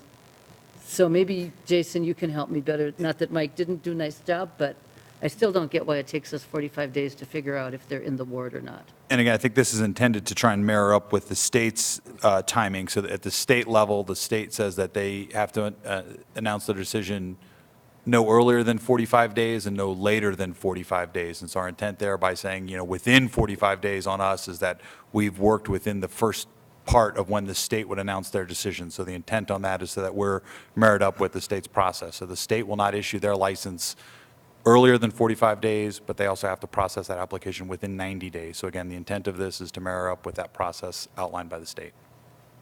Because my understanding, if I might, Mr. Mayor, is that the first hoop for our process is the location, that this section, and then come all the other criteria. So for 45 days, they're kind of in suspense while they get their state license and figure out where in the ward or the And again, I city they think the intent belong. of this is, it says no later than 45 days. We're hoping to do that much sooner than that. We're just trying to make sure that we certainly let the state know within their first window of when they have to make a decision. So that's how that's the interpretation? Okay. Okay. I don't know, do we want to go on? I mean, Well, I think what we heard from the city attorney was that if they are minor drafting amendments, they can be repaired quickly and be ready for, and the ordinance can be ready for filing. If they are more substantial amendments, but are not the kind that fully change the intent of the ordinance, that they can be handled by a second ordinance that would follow. So I guess my suggestion would be, if they're minor drafting, or even if they are larger but don't change the intent, you could address those offline with staff and with the city attorney. But if you've got something that is more substantial, like I've got a question that later on that I want to ask, that I'm not clear on, then I'd say go ahead and ask those. okay. Okay, thank you. The next, on that same page 5, licensure of the applicant will have a harmful or damaging impact on the public health, safety, or general welfare of the city or the neighborhood. The way I think this is going to come out for those of us that interact with our constituents is standing in front of our electorate and answering questions about why is this particular business in some place. And we're going to want to be able, from our viewpoint, to say that the business passed the criteria and met the requirements the city imposed so that they could be a good business at this location. That harmful or damaging impact on the public health, needs further definition, because I need to be able to tell my people, yeah, we looked and we checked and we, looked at these certain things.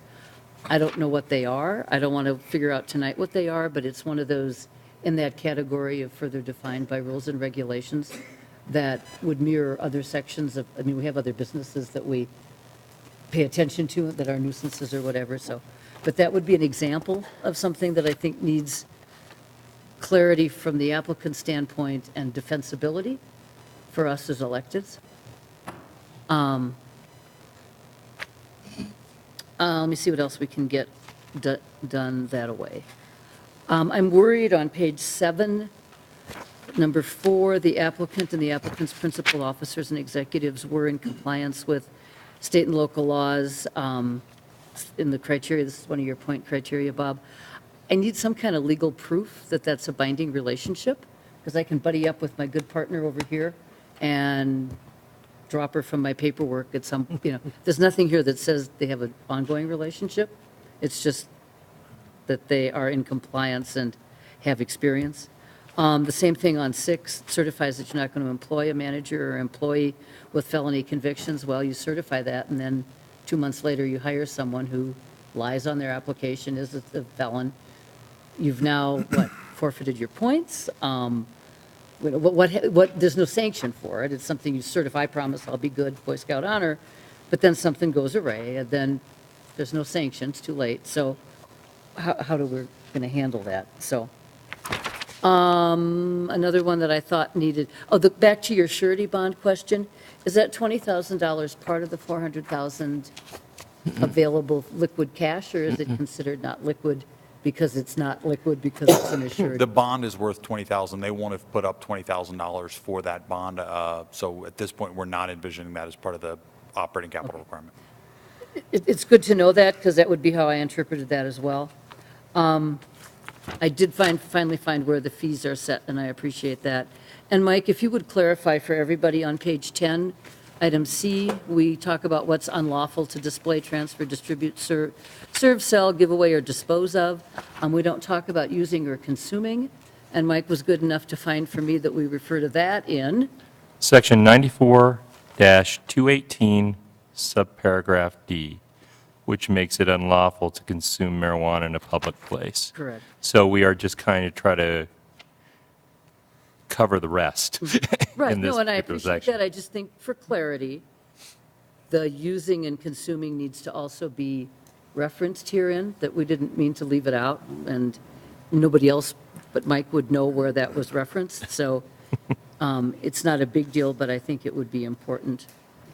I'm wondering on page 11, item 7, why you're taking 20 days to notify a licensee of a violation, why they have 20 days to correct the violation. If it's a violation that's worth notifying somebody of, I think 20 days is way too long. Sometimes Councilmember Berzins and I don't last 20 minutes on a violation, certainly not 20 days. So I worry about that. On item 8, I worry about things like graffiti and litter and what the meaning of that section is, and would like it spelt out herein and not in another section, 6226, da-da-da. IBC is good. And on page 13, where we talk about additional criteria, the section, what's it, the section that is what applies to the business, the grow operations for manufacturing and processing. We talk about plans for extracting, reports from hygienists, and descriptions of extracting. If that's proprietary, how are we going to, I think it should be proprietary to their industry or business, but how are we going to know if it's good or bad? And how are we going to guarantee the licensee that we're going to have to ask somebody that knows more about this than us? And how do we assure that the formulas or the distilling or whatever, that's kept proprietary to protect the different folks involved? And I'm on the last one, guys.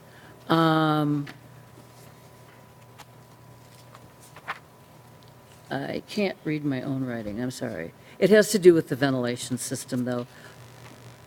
We describe it, but I'm not sure, that we won't know that, and I don't know about this, is probably more a construction question. Will a ventilation system work the same when the building is occupied as when it's designed? When it's full of people and hot and cold and whatnot, it should. They're designed specifically for a certain occupant load, so they anticipate what that load will be. Okay, so, because it seems like it's kind of after the fact. But that's some examples. If nobody gets excited about any of those and they can be covered in the other process that Mike refers to, I'm fine with it. But those were the small ones that I was concerned about. Thank you. I think you had some good points there. Thank you. Other questions that anyone wants to ask? No. Bob Broom. Thank you, Mayor. I have a question for the city attorney. Under federal law, is it legal to sell or possess marijuana? Under federal law, the sale or possession of marijuana is a crime. Thank you. I just don't see, and I'm going to not be supporting this ordinance, how we can put in place a system that's illegal. It just seems like we're aiding and abetting illegal activities. I just pulled up the Denver Post, and one of their lead stories today is, the headline says, Feds, 4 men diverted Colombian cash to Colorado marijuana business. I mean, it's 400,000 stuff that we're batting around. I wonder where that 400,000 is coming from. Is it all coming from legal funds, or are we aiding and abetting an illegal operation? Thank you. Other questions? I had a couple.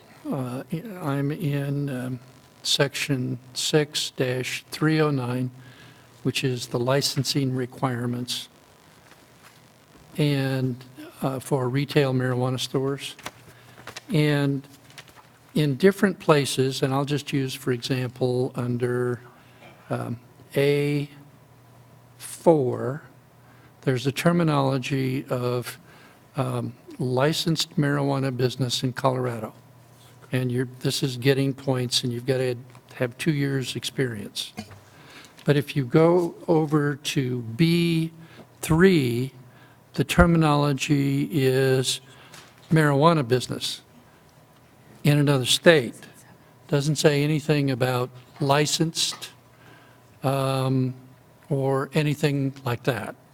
Is there any particular reason why in one place we're saying a licensed marijuana business in Colorado and citing it as a minimum, but in giving extra points if you run a marijuana business in another state, licensed or not, you can get a point? That's a good point. Is there any explanation for that? Or is that just terminology? I think it's a terminology. I think we would look to make sure that that's obviously a licensed and legal in another state, and so we would. And that's fine with me. I just want to make sure we're covered there. I could suggest using the term lawfully operated, and that probably would take care of everything. Okay. And I'm assuming that another or a business in another state that would give an applicant a point would be, in all likelihood, a medical marijuana business. Yes. Or if this ordinance is in place and 3 years from now, 5 other states have made recreational marijuana legal and somebody's operated there for a year, then this would apply. Yes. Okay. Yeah. Okay. Any other questions? If not, I will go back to Mayor Pro Tem Roth for his amendments. Thank you.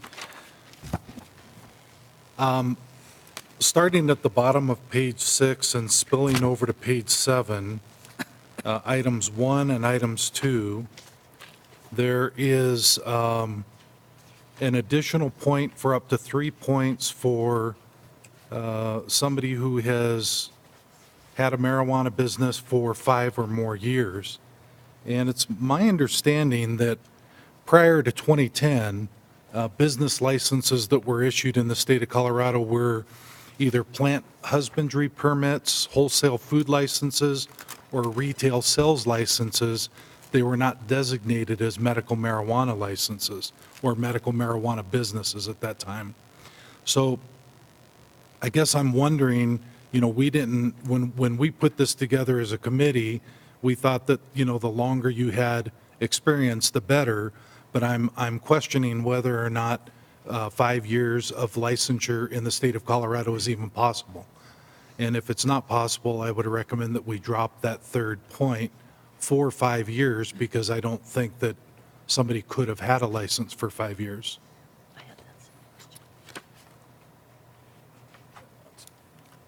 on this subject, Councilmember Peterson?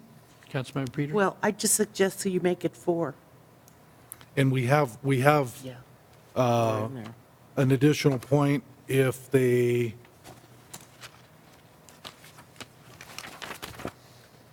What page are you on, Roth? we have additional points for 3 years and for 4 years, and then this is an additional point for a 5th year. Right. And my point is that I don't think that that third point should be awarded just based on the fact that I don't think it's possible somebody had a license for 5 years. Right. I think that's probably correct at the time of adoption. I guess I'd go back to the mayor's point about, maybe potentially a year from now, that would have been. So going into the future, it's a possibility. But if council's more comfortable with striking that 5th year, we can certainly strike that. Mayor? Councilmember Burson? Since we're looking for people that have been in the business, we could keep that, but add 3 words after. I'm on page 6, 1, B1, same place. If the applicant has 5 or more years of experience operating a licensed marijuana business in Colorado or other states, then they can be awarded an additional point. Because that shows that they've been in business. I'm not comfortable with that change, only because I am going to suggest that we consider the other state portion of this as well.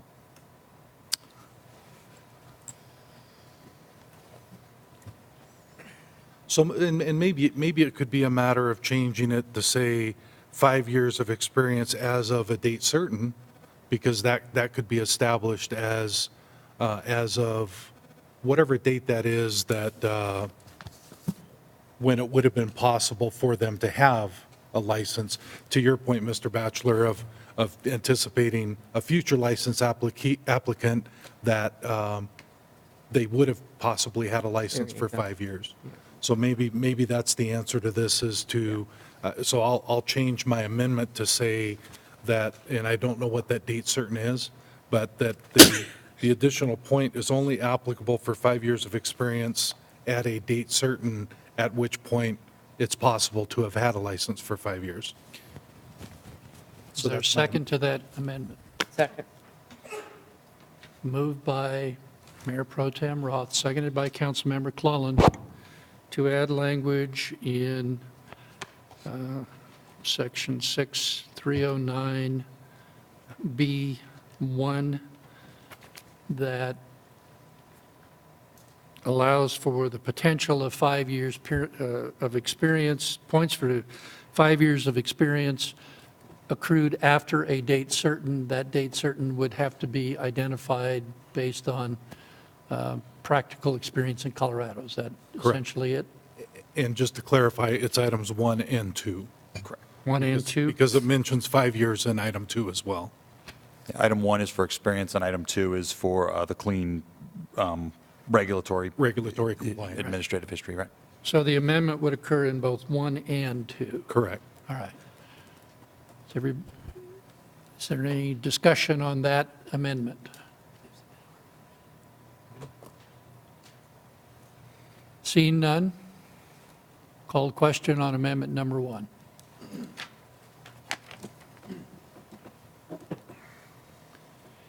And amendment number 1 is approved on a vote of 9-1, with Councilmember Broom voting no. Mayor Pro Tem Roth. The second item I have is number 3 on page 7.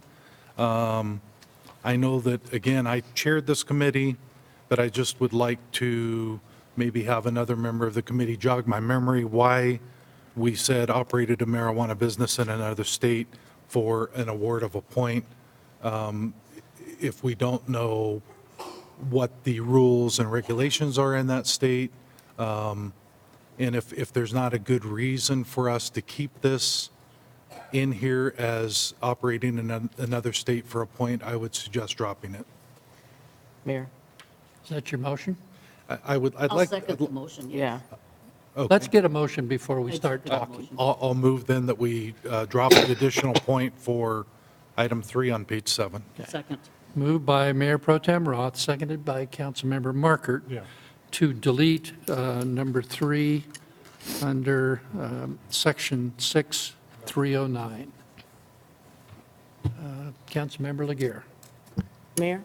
Oh, I'm sorry. I had, Councilmember Clallam. I thought you were just no. trying to second the No, motion. he was asking, since I sat on the committee, why, and I believe in relation to that, I think it's fine to delete it because it was in relationship to getting to the 4 or 5 years, is what I think our discussion was all about. okay, So that maybe- if someone else, so that you had the time, but I think, especially with the change there, absolutely. Okay. Councilmember Laguerre. I'll pass, Mayor. Any further discussion? Seeing none, call the question on amendment number 2, deleting number 3.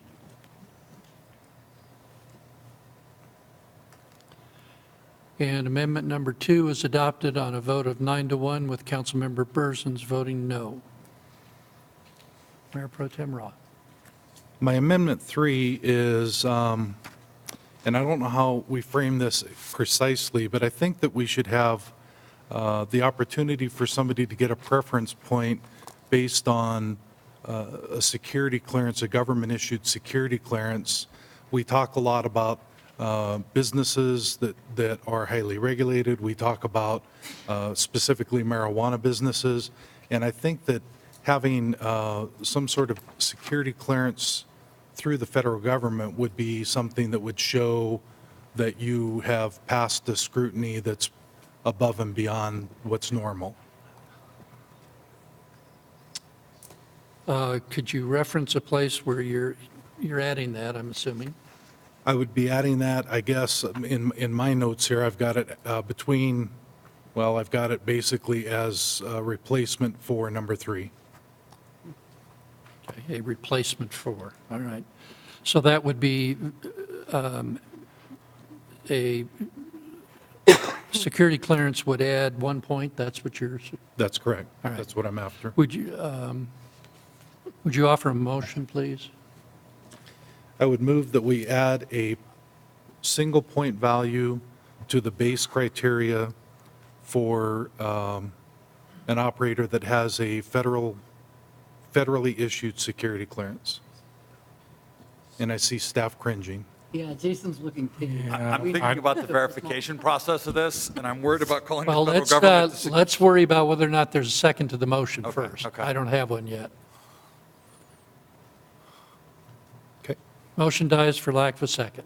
Mayor Pro Tem Roth. And the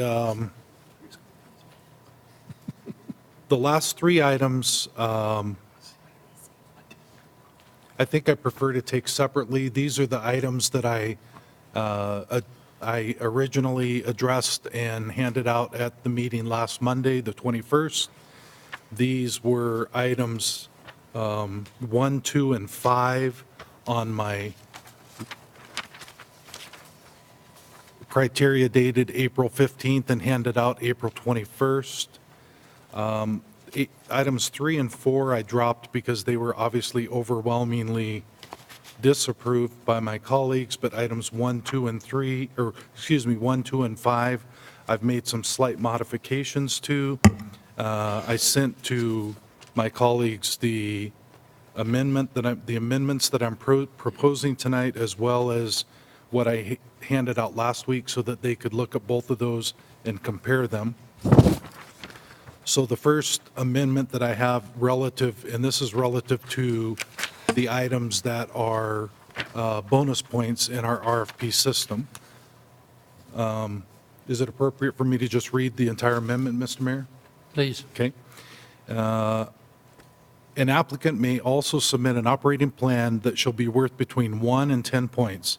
The operating plan may include a staffing plan that will provide and ensure adequate staffing and experience for all accessible business hours, and adequate security and theft prevention, an operations manual that demonstrates compliance with city retail marijuana laws, proactive consumer education practices, a description of an employee training program, and a list of best operational practices. Second. Moved by Mayor Pro Tem Roth, seconded by Councilmember Clelland, to approve the aforeread amendment number 3. Discussion. Councilmember Laguerre. Yes, I just wanted to say, Councilmember Roth, that you actually earned my support on one of 3 of these, because I didn't support any of them when we talked about them previously.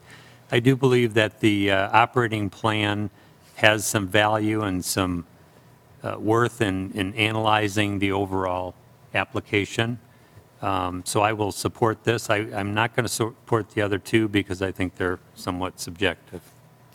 Councilmember Hunter Holden. Would we want to add city and state retail marijuana laws? Or is it understood that state is also being followed? I'm fine with that change. Okay. You I'd consider like- that a friendly amendment? I'm fine with that. Thank you. State that again. City and state marijuana laws. City and state, with city retail and state marijuana laws? The city and state retail marijuana laws. Yeah, all right. Thank you. That's been added as a friendly amendment. Further discussion, Councilmember Markert. Thank you, Mr. Mayor. Again, this is one of those that we're going to need to hire somebody to analyze. You can get these templates off any place online where you pull up operating plan and you insert name of business or insert number of employees and out comes your plan. If it's something that someone puts some thought into, is that information going to be proprietary? Because it would be, in a sense, their secret sauce to success for their business. And whether or not it is proprietary, how are our staff supposed to judge whether it's a 1-point plan or a 10-point plan? You know, if it was me, it would be based on typos and grammatical errors, but there's probably a content that's more important. And how is Robin going to know whether or not the plan is describing an adequate security plan and a proactive consumer education practice? And how's she going to know how to apply those adjectives to those objects? And how is she supposed to rate them and rank them in terms of points? I'll address that. Mayor Pro Tem Roth. As I've said all along through this process, the city staff, and I know that there's differences in different RFPs, there's different ways to evaluate and look at the RFP process, but city staff, I have full confidence is familiar with looking at RFPs and familiar with judging RFPs on the merits that they provide. We use subjective criteria for a lot of other things that we do in the city. We just recently selected a headhunter firm, for lack of a better term, an executive placement firm, to look for a new city attorney in that search for us, and that was subjective criteria. It was not objective criteria. We do it all the time. The other thing that I would suggest is that as we move forward, we consider the idea of forming a panel to assist in this process. And the couple of things that I jotted down is maybe it's a liaison from the Business Advisory Board, liaison from Building Code Contractors and the Appeals Board, CABC, an industry expert. I think that if there's a lack of comfort by my colleagues to have staff adequately look at a subjective criteria and evaluate it based on its merits, that we can beef that up by having a panel formed to sit down and evaluate the criteria as a group. So I guess I'm not concerned about the staff's ability to perform this function, and if there is some squeamishness about that, I think we can form a panel to assist in that. Further discussion? Mayor? Councilmember Clallam. I think one of the things that is unique, because I know this word subjective keeps getting thrown around. So if it is somewhat subjective, what is the problem with that? It's not like they're going to probably sue us, since there's only 2 states in the union that do what I call retail marijuana. I'm not sure there would be a court that would accept it. So I truly really have no problem if there are some that feel it is subjective, because I agree with everything that Bob Roth said, that the staff has been dealing with this for a year or so, and I have every confidence in the staff. Mayor. Councilmember Pierce.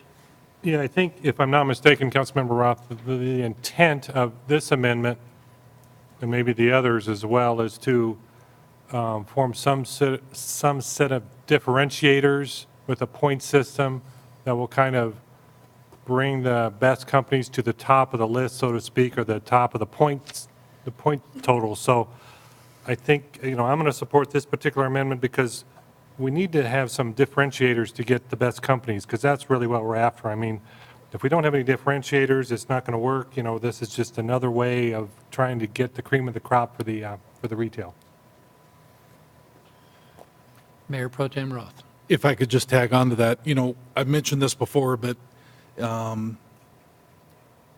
we're in a very unique situation. We're in a very unique setting. We truly have an opportunity to make sure that Aurora does it right.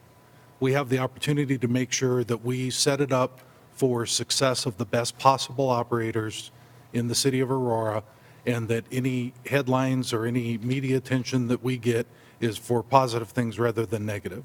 And to tag on to Councilmember Pierce's comments, that's exactly what I'm attempting to do through these bonus points, is to set up differentiators that make it very clear that we want to have the best possible operators in our city.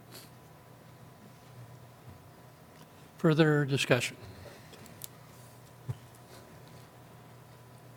Seeing none, call the question on amendment number 3.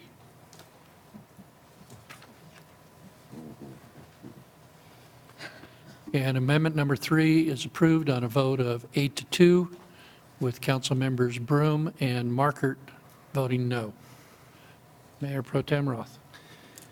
Thank you, Mr. Mayor. My next amendment is as follows.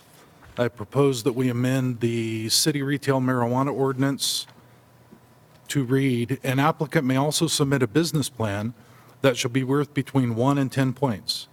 The business plan shall clearly demonstrate the applicant's ability to operate in a highly regulated industry, and may include a scope of work for the planning and development of the proposed business, may include a scope of work for capital improvements for the proposed business, an estimate of first-year revenues, an estimate of first-year operating expenses, and evidence that the applicant will have the resources necessary to pay for those expenses, and a description of the applicant's history of compliance in another highly regulated industry.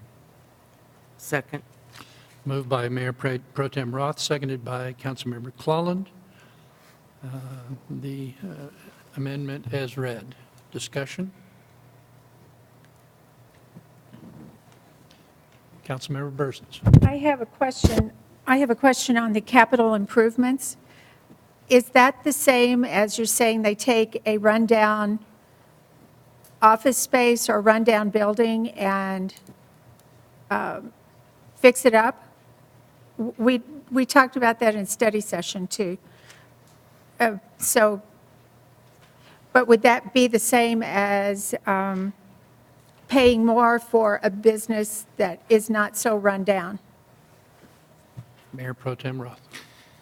Thank you for the question. And actually, what I had in a study session last week was actually to identify a monetary value, and I've changed that to be a scope of work. So I think it's important that we understand what they're doing to improve the property, or that scope of work could very well say that this is the condition that I'm taking the property in so that we understand that it is in good condition. So I eliminated the portion of it that had to do with dollar value and talked about scope of work instead. Okay, so will staff understand that, and they'll be able to compare that, because that's not apples to apples? I don't know. Staff? Question for city attorney. This discussion will be a matter of record, I would assume. Absolutely. So staff, if this amendment passes, would have the ability at least to check the record of the meeting to gauge the intent of the sponsor, correct? I agree with that comment, Mayor. They would. Thank you. Mayor? Mayor Pro Tem, or Is it Councilmember Clough. possible that I ask Robin, are you understanding what he's saying, and do you have a problem with this? I understand what he's saying, yes. Okay, and do you think that what is in here, that the group that's going to be looking at this can work with this? The group, yes. Or whomever is going to be making these decisions? We'll do the best we can. Okay. Can we make sure that you all have your microphones on down there? You're not coming through very clearly. I guess I'd ask a question, a clarifying question for the record here, which is if we're talking about a scope of work, is a bigger scope of work better than a smaller scope of work? I would ask that of the sponsor.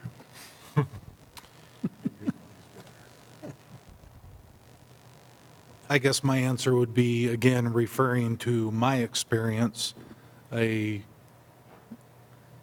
lot of words as compared to a little bit of words is not the point. It's the content. It's the completeness.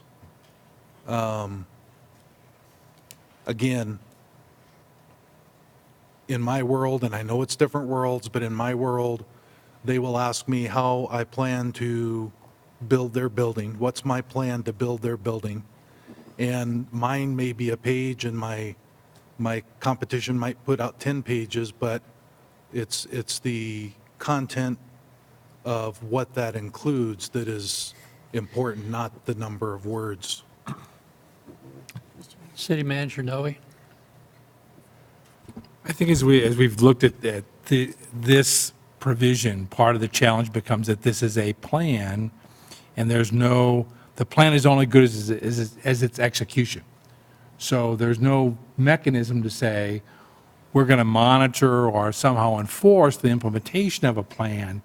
So it's one thing to have a document that looks good and has all the right words and all the right numbers, but if they're not following that plan, if that's not what moves forward, then it's just a piece of paper that got an evaluation. And I don't think that's really what your intent is. You want this to be something that truly we can rely on as a plan for operation for this business. But at this point, this is not how this is structured. It's structured as we're evaluating the plan itself, and there's no hook that says, if they don't follow the plan, here's what happens, if that makes sense. Well, I see your hand, but what the conversation here is with the sponsor. Let's deal with the sponsor first. I have a way to help. And then I'll make sure you get called and Councilmember Laguerre gets called.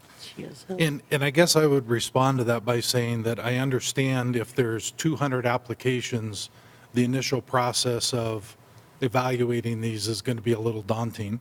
But as far as the follow-up, I'd be more than happy to put something in here that addresses follow-up, but we're not following up on 200, we're following up on 24. So I think that's very manageable. No, I understand. I'm not saying that it's not manageable. I'm saying, but that's not written in here, that these plans become a condition of their license, and their failure to follow their plan becomes something that could keep them from having their license renewed. You know, which in essence makes this something with some teeth. You're right, not for the 200, but for the 24 that get licensed. Mayor Pro Tem Roth. I acknowledge the city manager's concern there, and I understand what you're saying better now. I would be more than happy to let staff put the wording in here, but I would agree that at least on an annual basis, if they've not followed through, that this is that their ability to renew their license is subject to the fact that they did follow up on their plan, they did follow through with their plan, and that would give the teeth that you're looking for. Is that acceptable to the seconder of the motion? Okay. Now, Councilmember Markert. Thanks. I'm wondering, I'm thinking when you talk about your profession, and I'm thinking, well, I respond to RFPs all the time. I'm either writing them or responding to them. Different industry again, but the same process. What helps is that there's a number of pages, that section shall not be more than blah, blah. And then the criteria for evaluating it are part of, in my world, the RFP. So I know that I need to be stressing whatever, but that these are the criteria that I will be judged on. So I do my planning and my thinking and my designing based on the criteria I'm meeting. These are state awards. So maybe back to the rules and regulations that you can do outside of this process would be a place to have the criteria that you're looking for at least spelt out in the beginning so that you're protected, we're protected by having what we're looking for more wordy than just points. It's more specific than just a point value, but useful, because actually then I might not be quite so I might not object so strongly to the subjectivity of it if the criteria were included in the actual request for this item. Proposals will be judged on da-da-da-da-da. Da-da. End. Councilmember Laguerre? Yes. I'm going to just make a comment on this, because I think that when I read this and I look at an estimate of the first year revenues and an estimate of the first year operating expenses and evidence that the applicant will have resources necessary to pay for those expenses, it just seems that there's so much subjectivity in this. And then I would also ask, what's really the value of those things? I think somewhere there's a repository of excellent business plans for companies that don't exist anymore because they went out of business. And it just seems to me that this is, I don't know, it just seems like we should rely on the fact that these investors are investing $400,000 to $1 million and let that be the business plan. Further comment? All right, the motion is essentially number 9 on the handout from Mayor Pro Tem Roth, with an addition that creates some kind of enforcement mechanism for future evaluation and perhaps the non-renewal of a license. That language would have to be settled upon, but that's additional language in this motion. So with no further discussion, I will call the question on amendment number 4.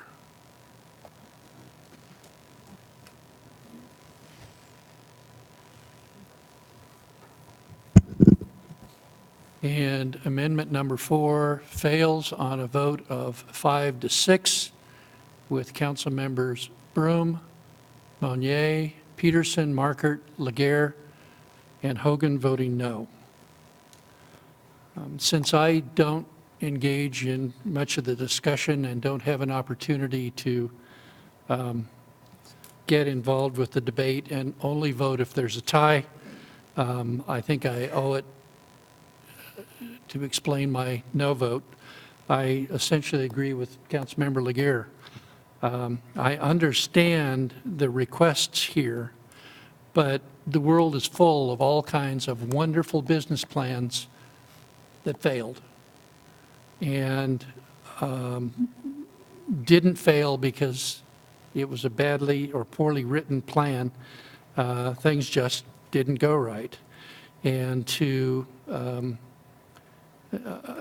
I was actually more interested in the amendment as written than the amendment with the hook in it.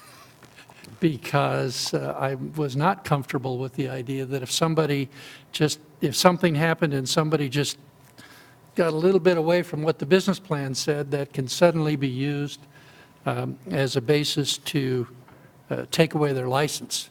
So I'm just wasn't comfortable with it and voted no. Mayor Pro Tem Roth.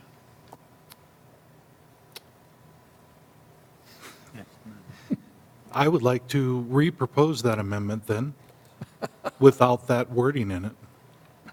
Taking out the wording of the applicant's ability to lose their license if they don't follow through. Is there a second to the motion? Second. Moved by Mayor Pro Tem Roth, seconded by Councilmember Clelland, to offer the amendment that would now be amendment number 5, that would be as originally read and in his handout. Discussion. Could I have it, Councilmember Monier. could I have it reread as it would exist, as we're going to be voting on, please? An applicant may also submit a business plan that shall be worth between 1 and 10 points. The business plan shall clearly demonstrate the applicant's ability to operate in a highly regulated industry and may include a scope of work for the planning and development of the proposed business, a scope of work for capital improvements for the proposed business, an estimate of first-year revenues, an estimate of first-year operating expenses, and evidence that the applicant will have the resources necessary to pay for those expenses, and a description of the applicant's history of compliance in another highly regulated industry.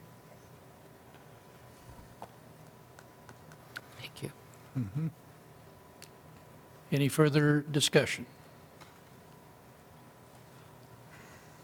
Seeing none, call the question on amendment number 5.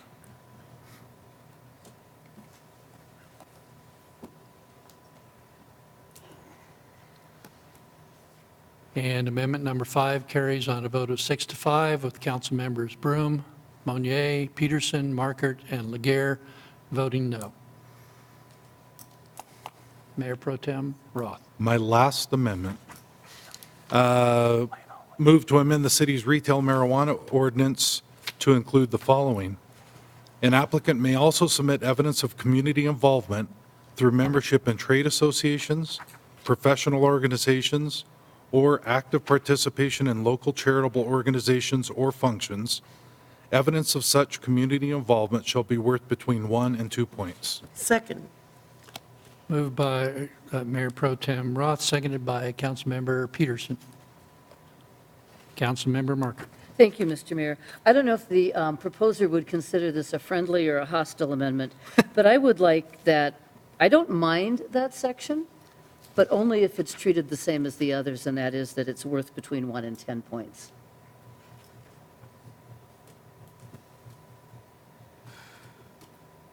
I don't see how we can do that. And here's my rationale. When I'm standing in front of my constituents, and they're here tonight, they're going to ask me, what's in all that for me? Because that's what constituents should do. And I'm going to say, nothing I can think of.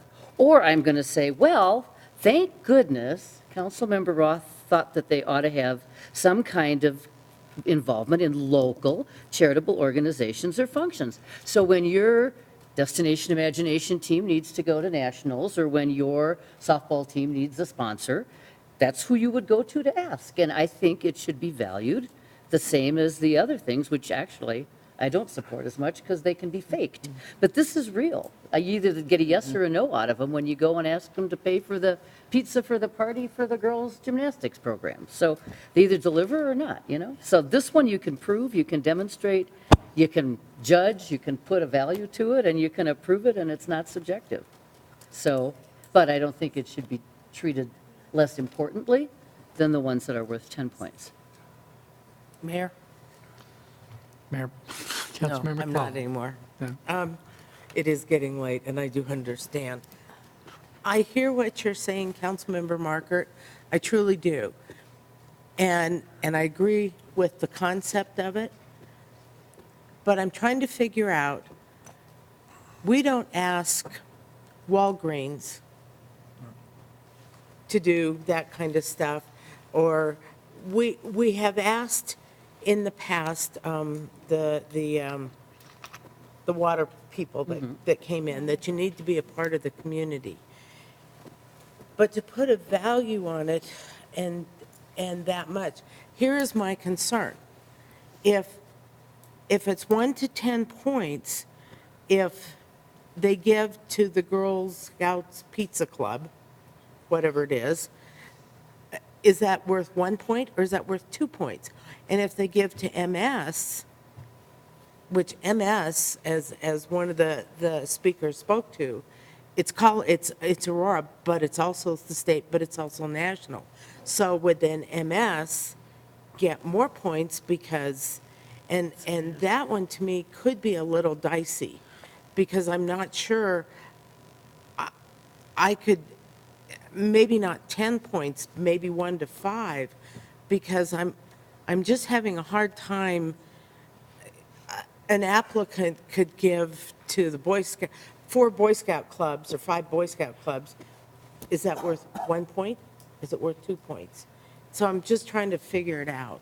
If I could. Councilmember Marker. We don't ask any other business to do anything else that we've asked these people to do either, so that doesn't work.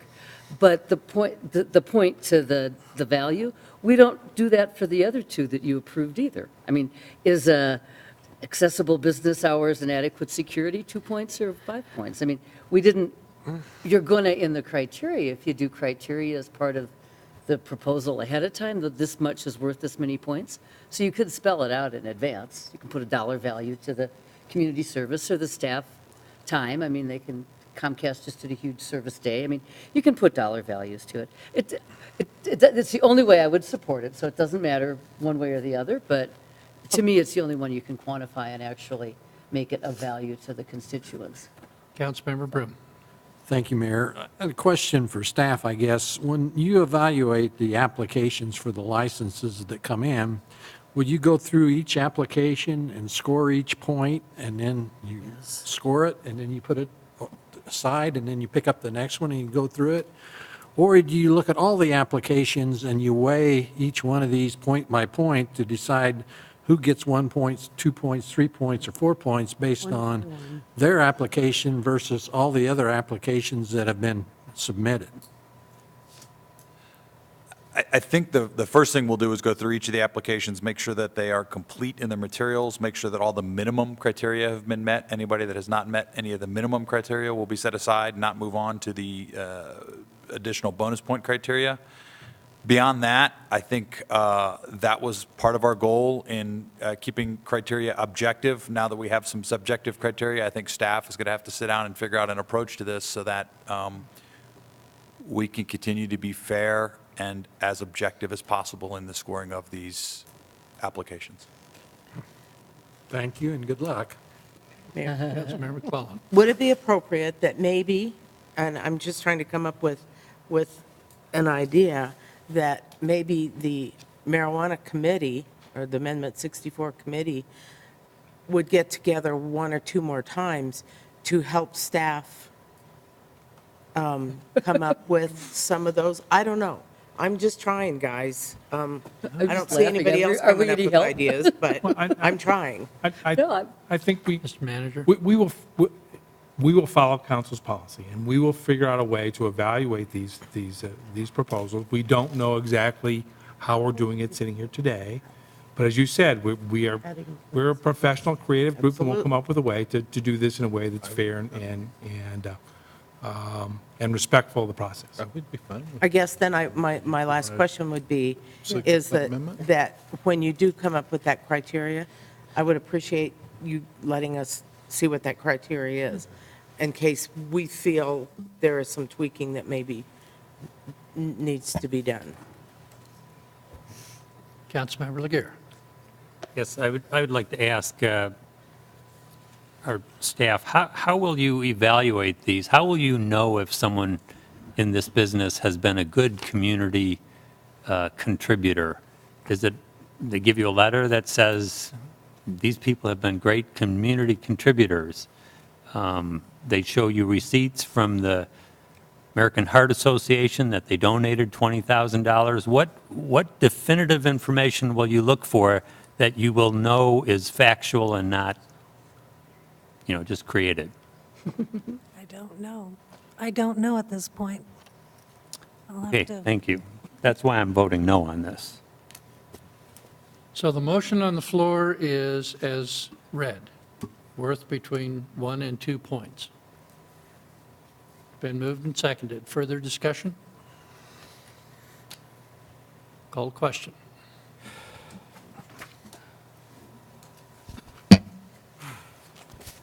And amendment number 6 fails. All right. I'm sorry.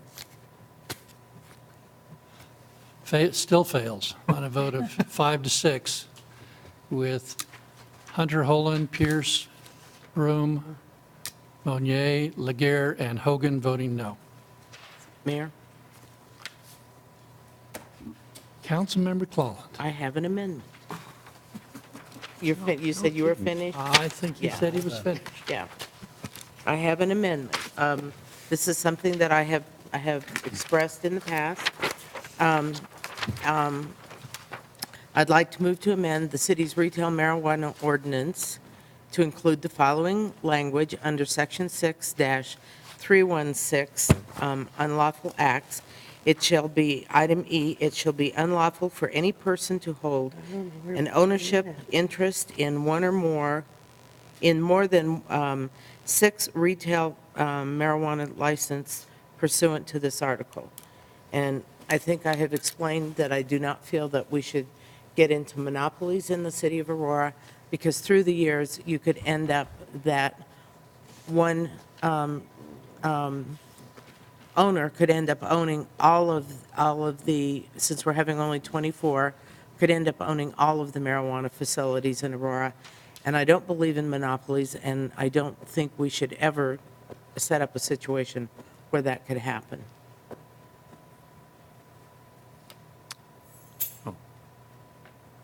I'm looking for a second to the Oh, motion. I'll second. Second. Moved by Councilmember Clalland, seconded by Mayor Pro Tem Roth. Councilmember Laguerre. Yes, Councilmember Clalland, would you clarify, are you intending that this is 6 stores in Aurora? Yes. Thank you. Mayor Pro Tem Roth. I just wanted to ask it's 6-316 unlawful acts, that's where it would be under? I just wanted to clarify. Okay. Yes. Thank you. Item E. Okay, thank you. I have a question. Councilmember Bursons. Okay. Did you mean to say 1 per ward or just 6 total? I'm doing just 6 total. 6 total, okay.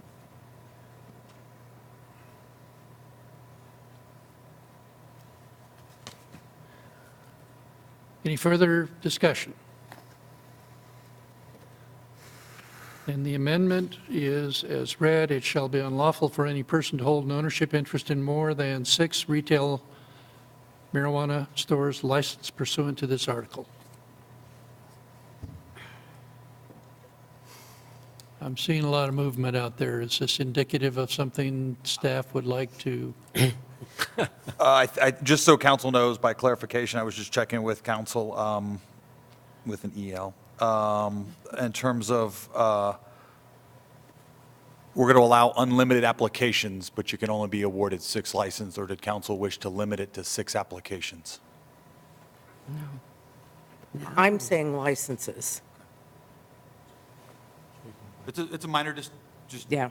but since we have the ward jurisdiction, they could theoretically apply for 4 in each ward and then take their pick of the 6 if they were to win all those. I'm saying 6 in the city of Aurora. Okay.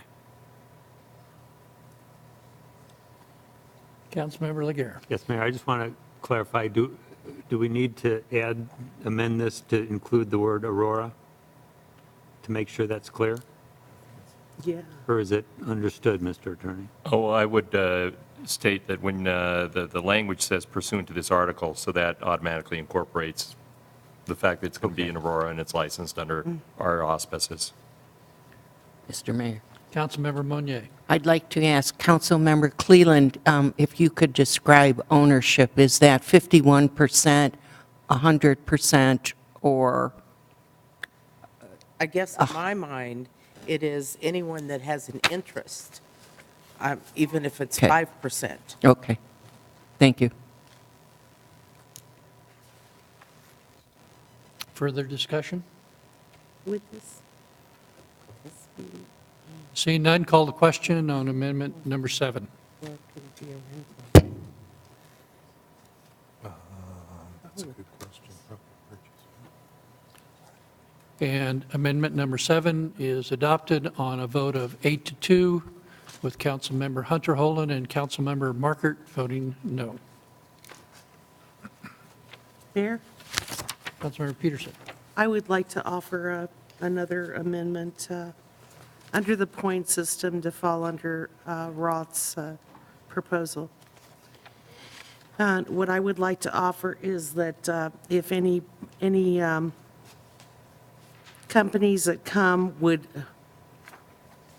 buy a property in the enterprise zone or in a blighted area and make improvements, that they get an extra 2 points.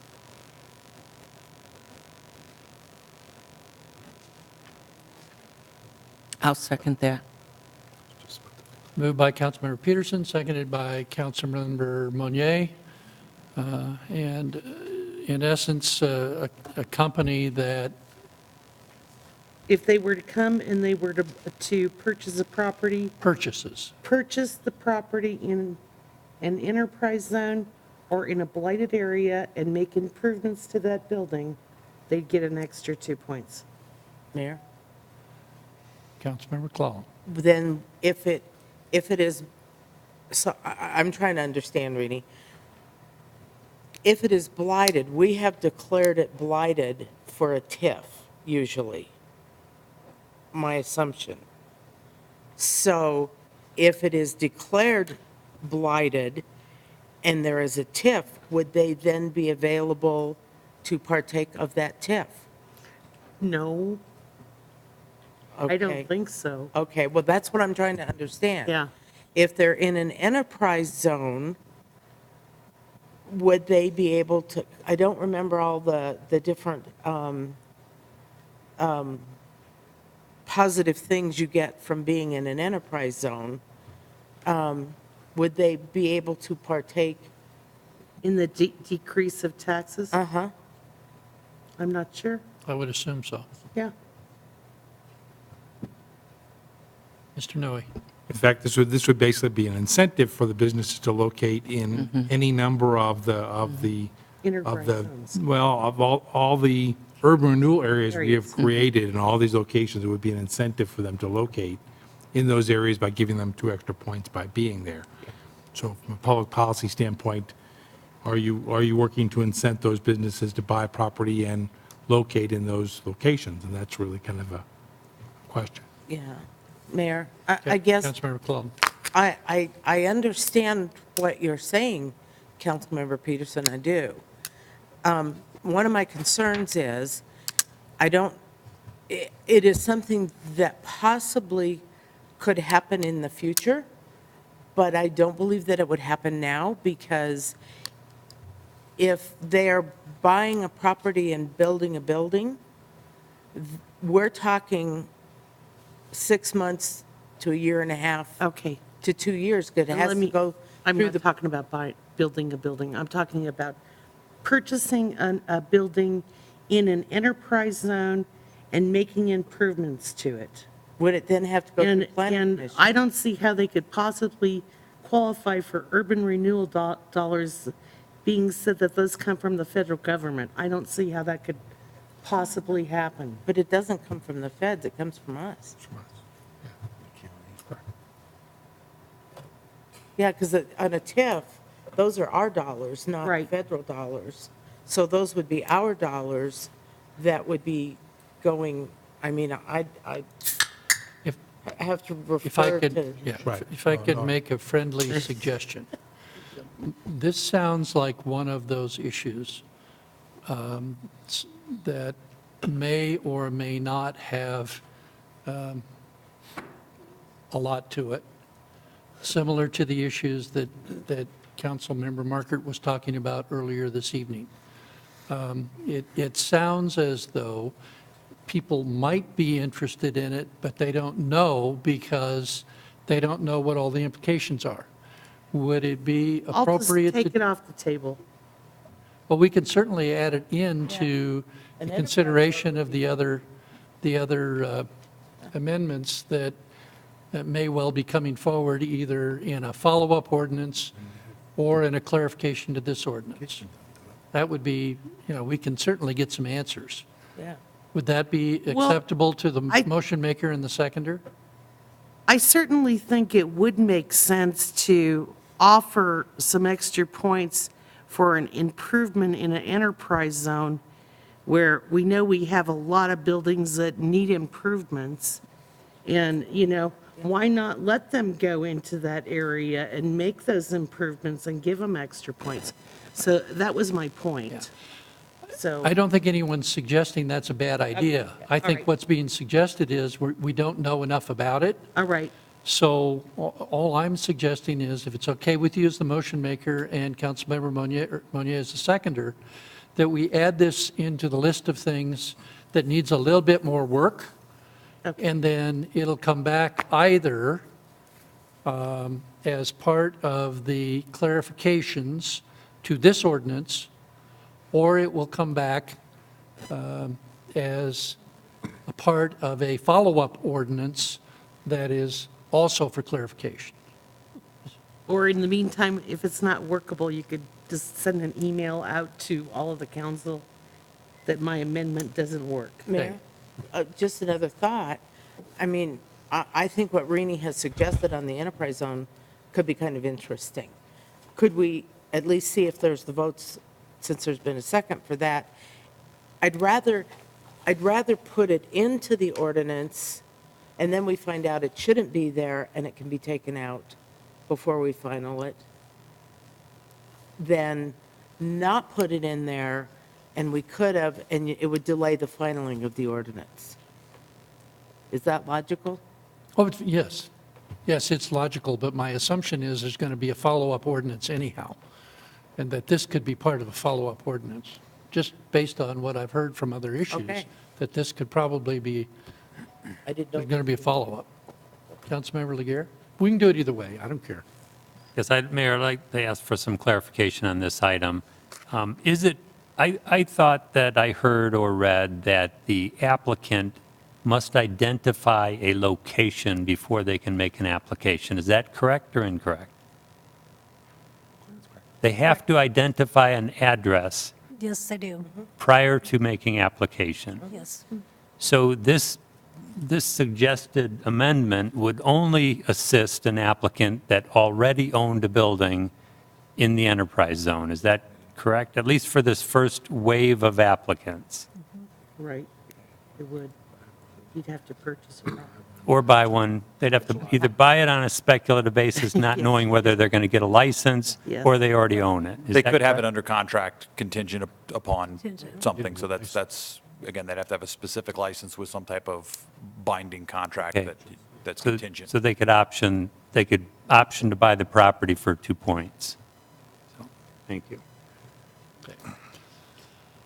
Well, I will ask you, Councilmember Peterson and Councilmember Monier, if you want to have a vote to put the idea in, It's Roth. No, it was Sally. It was me that seconded. or you want to set it I aside. want to vote. All right. Okay. The request has been made to have a vote. The purpose would be to, in essence, insert the concept with an understanding that if it can't work, it'll come out. And if it can work, that council needs more of an explanation of what it is and how it can work so that there can be cleanup if necessary. Does that adequately describe where we are? That's good. All right, any further discussion? Seeing none, call the question on amendment number 8. And amendment number 8 is adopted on a vote of 7-3, with council members Broom, Markert, and Laguerre voting no. Mayor, Councilmember Pierce. I have an amendment. And I move to amend the city's marijuana ordinance to include the following language. It's in section 146-1253, marijuana establishments, to add the language, distance between marijuana, let me start over, distance between retail marijuana stores. No retail marijuana store shall be licensed if located within 1,000 feet of any other retail marijuana store licensed pursuant to this article. And if I get a second, I will explain. Second. Moved by Right now, we Councilmember have Pierce, no- seconded by Councilmember Markert. Yeah, right now, we have no distance requirements between stores, which means that they could be right next to each other or on the same corner, especially in the parts of town that where two wards touch each other. And under that scenario would be, the stores could be kind of clustered together, which I don't think is the image that we want to present to the public. If we're trying to do this right and people may model their ordinance after ours, I think 1,000 feet is appropriate between stores. And a couple of marijuana folks that I talked to about this 1,000-foot distance between stores seem to be okay with it. I'm not saying all of them are, but the ones I talked to, a couple of them are okay. So I would just like to propose the 1,000-feet distance between stores. Further discussion. Councilmember Bursons.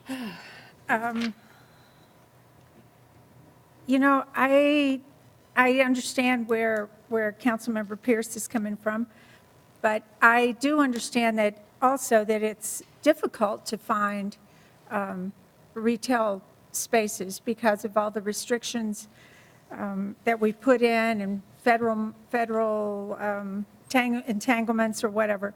I personally had rather let the market dictate where they can go. If for some reason two of them get close to each other, you know, I say so be it. I don't think that they will hinder each other's businesses, but if they will, the market will straighten that out. So I am not going to be going along with the 1,000 feet. Councilmember Meunier. Yes, thank you. I will be voting no on this also. I frankly don't care in Ward 1 if I have all 4 stores, one on each corner like this. That's a business decision for the business to make. That shouldn't be the decision that we're making. And quite frankly, if we did 1,000 feet in Ward 1, I don't think there's space for 1,000-foot barrier in Ward 1. So I'll be voting no. Thank you. Any further discussion? Seeing none, call the question on amendment number 9, 1,000-foot distance. I voted wrong, I'm sorry. Okay, you still got time to change. And amendment number 9 is defeated on a vote of 3 to 7, with council members Pierce, Broom, and Markert voting yes. Mr. Mayor. Councilmember Markert. Thank you, Mr. Mayor. I wanted to also offer an amendment, if I could get a second, just for the record, that the distance between, speaking of distance, whoops, where am I? I don't have the right, Mr. Attorney, I don't have the right one. There we go. That we strike the city shall issue no more than 4 retail marijuana store licenses for each ward. That would leave us with 24 retail operations in the city, but we won't be using the 4 per ward formula to figure out where they are. If I could get a second, I'll explain why I would like us to vote on that. I'll second that. Thanks. Moved by Councilmember Markert, seconded by Councilmember Laguerre, to remove the no more than 4 for each ward language. Councilmember Markert. And thank you. And my reason for wanting us to have a vote on the record for this is twofold. One is because if this comes back in any other industry in our lifetimes, I want there to be a record of a conversation about why the majority of you chose this procedure for spacing and allowing a business.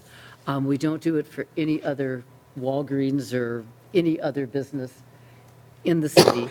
And so I think it's important to have a permanent record of why we're doing it for this particular operation.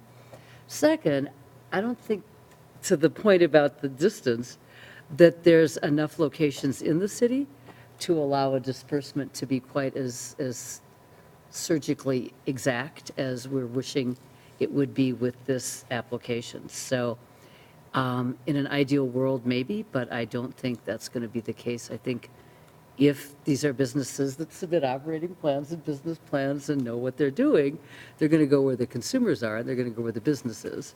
And that might not necessarily be dispersed across the wards. So I'd like us to have a formal vote on this concept that is applied only to this business. Mayor Pro Tem Roth. Could I just ask Councilmember Market to reread that, please? It's actually a deletion, so I'm on, what I'm sorry about is I can't find what page I fit in on. But it's section 6-310, and it's the limitation on the number of retail marijuana licenses. And what it says now is there shall be no more than 24 retail marijuana store licenses issued in the city. And then what it says now, the sentence that I'm striking, that I'd like to strike, says, the city shall issue no more than 4 retail marijuana store licenses for each ward.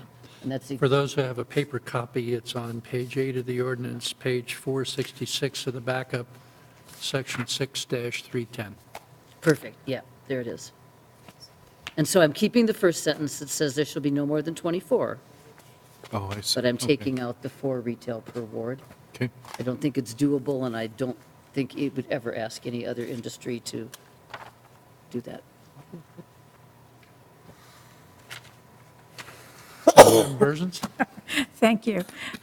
Well, I represent a ward, and I believe that, no, there is no other business like this.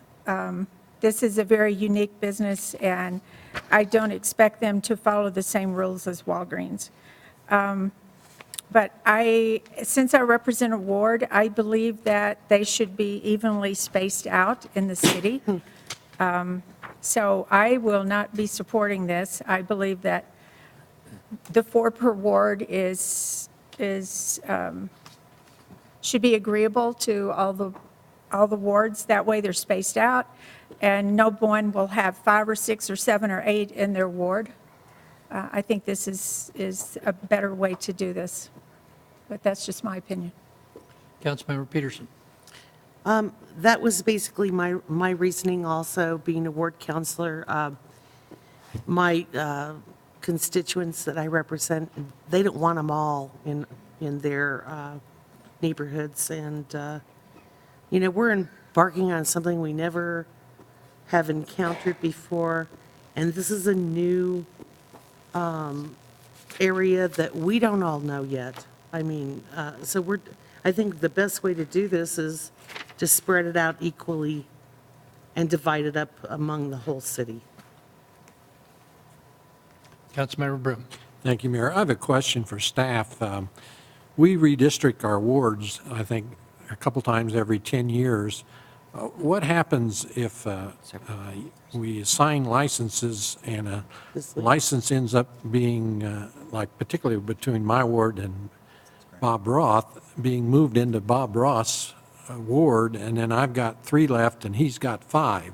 What happens in that situation? I believe they would be probably grandfathered in. Mayor? We call that one Councilmember area Plum. Ward 6. Since this was my idea, yes, they would be grandfathered in, and you would have 3 and Bob would have 5. But if one closed in Bob's ward, another one could not open up, because then it would take it down to 4.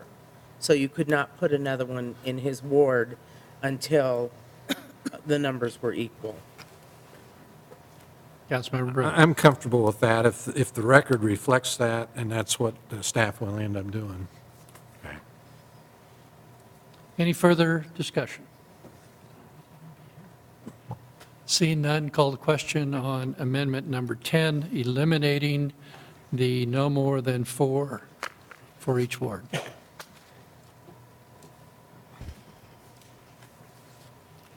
And amendment number 10 fails on a vote of 3 to 7, with council members Hunter, Holden, Markert, and Laguerre voting yes. Are there any further amendments?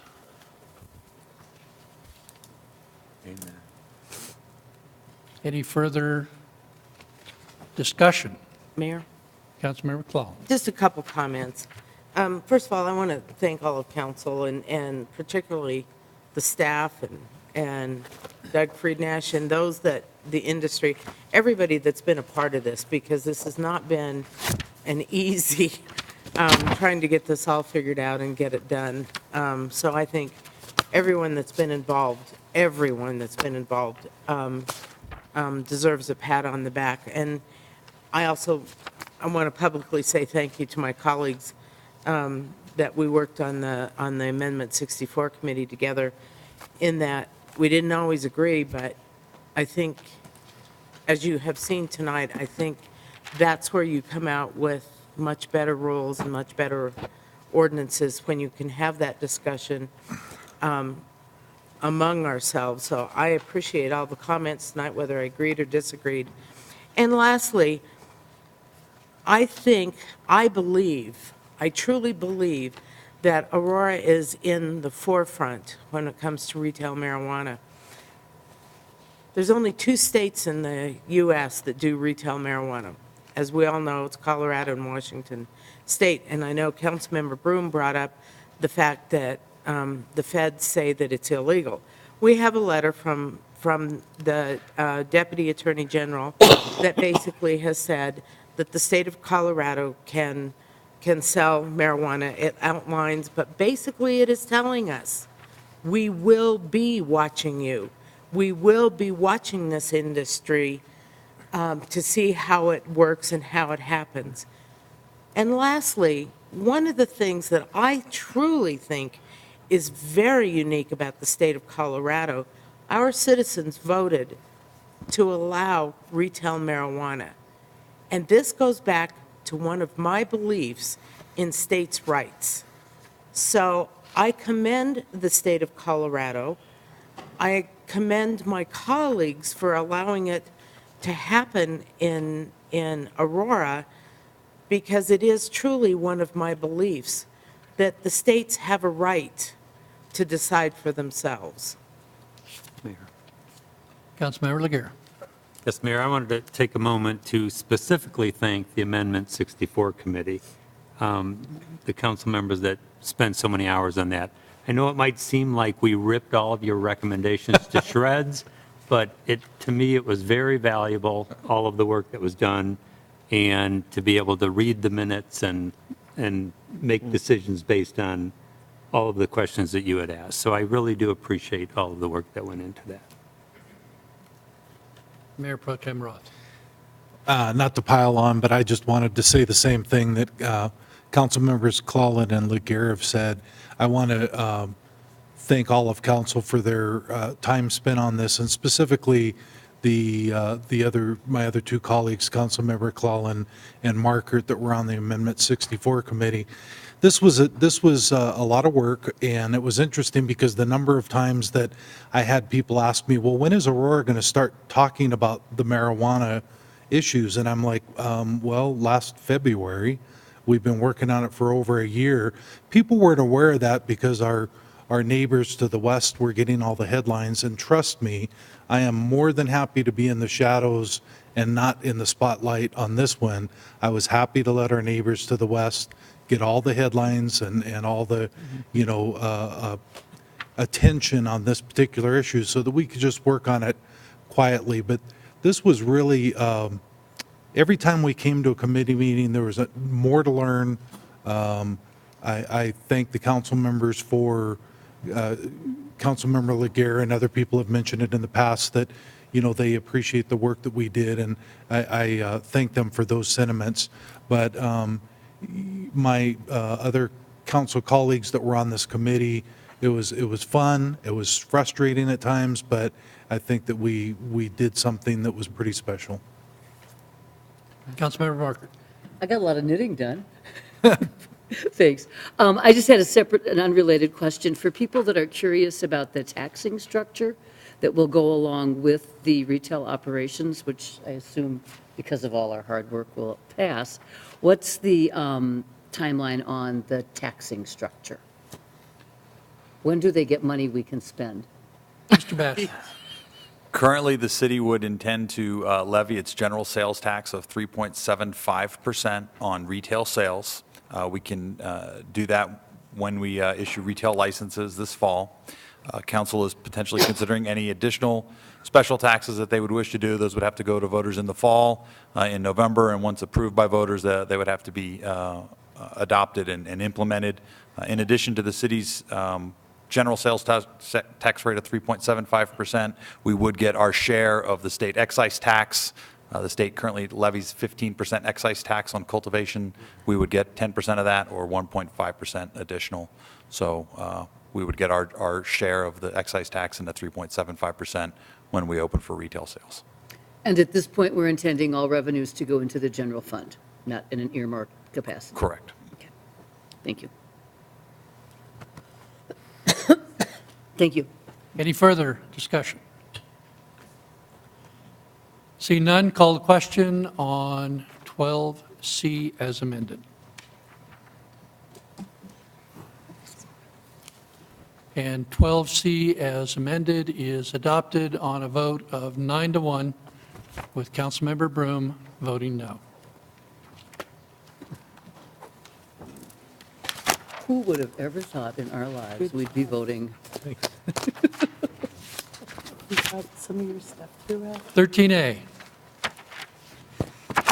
13A, 2014-10, consideration of an adoption of an ordinance of the City Council of the City of Aurora, Colorado, amending the City Code of the City of Aurora, Colorado by the addition of a new Section 2-35 concerning a stipend for council members who are required to attend official meetings, events, and functions. Councilmember Bersins. Thank you, Mayor. Now that the information I wanted to see has come in, I move that we table indefinitely 13A. Second. Moved by Councilmember Bersins, seconded by Councilmember Peterson, to table indefinitely 13A. Mayor, Councilmember Clallam. what information came in? The different committees, things like that. Okay. Okay. Any further discussion on the motion to table indefinitely 13A? Seeing none, called question.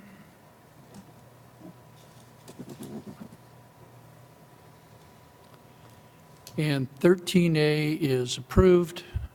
The tabling of 13A is approved on a vote of 9-1, with Councilmember Roth voting no. Reconsiderations and call-ups. Do we have any this evening?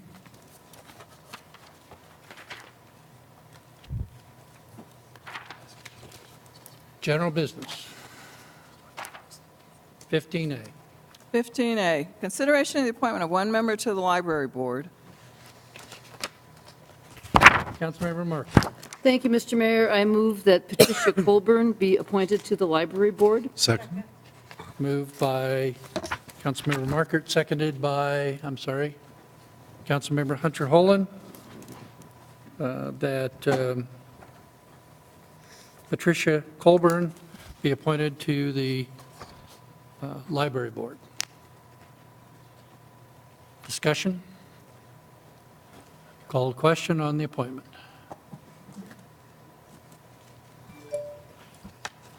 And the appointment of Patricia Colburn is approved unanimously. 13B. 15B, consideration of the appointment of one member to the Historic Preservation Commission. Mayor. Councilmember Laguerre. Mayor, I move to appoint Les Arney to the Historic Preservation Commission. Moved by Councilmember Laguerre, seconded by Mayor Pro Tem Roth to appoint Les Arney to the Historic Preservation Commission. Discussion? Seeing none, called question.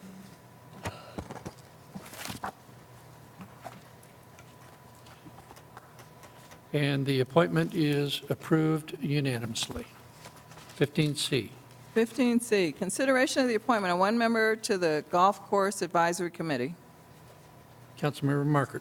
Thank you, Mr. Mayor. I move to appoint James Pierce to the Golf Course Advisory Committee.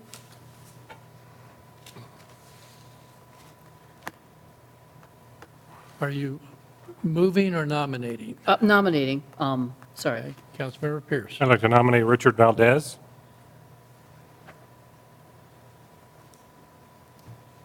Mayor, Councilmember Laguerre. I'd like to nominate Andy Wong. We have 3 nominations for 1 seat. We will take the individuals in the order in which they were nominated. You get 1 vote per round. So, we'll ask all 3 names, but that's 1 round.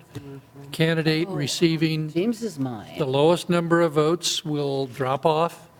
And if a candidate receives 6 votes, I will ask for a nomination to appoint that And candidate. one is yours. So the first person nominated was Richard Pierce. James. Would ask you James to, Pierce. I'm sorry, James Pierce would ask you to hold up your hands if you support James Pierce. We have this machine issue. All right, that's 2. Those who are in favor of Richard Valdez, please hold up your hands. 1, 2, 3, 4. Those in favor of Andy Wong, please hold up your hands.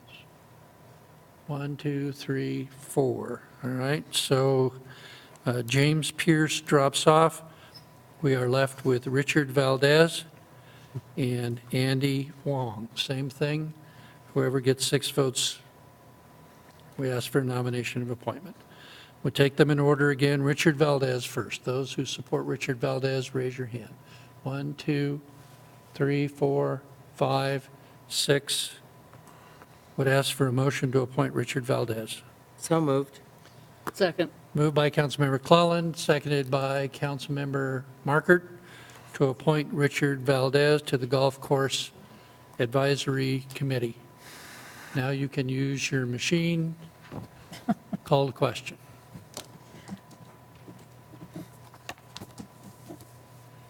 And the appointment is approved on a vote of 10 to 1.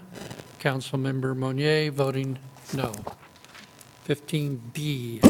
15D, consideration of the appointment of one member to the local licensing authority.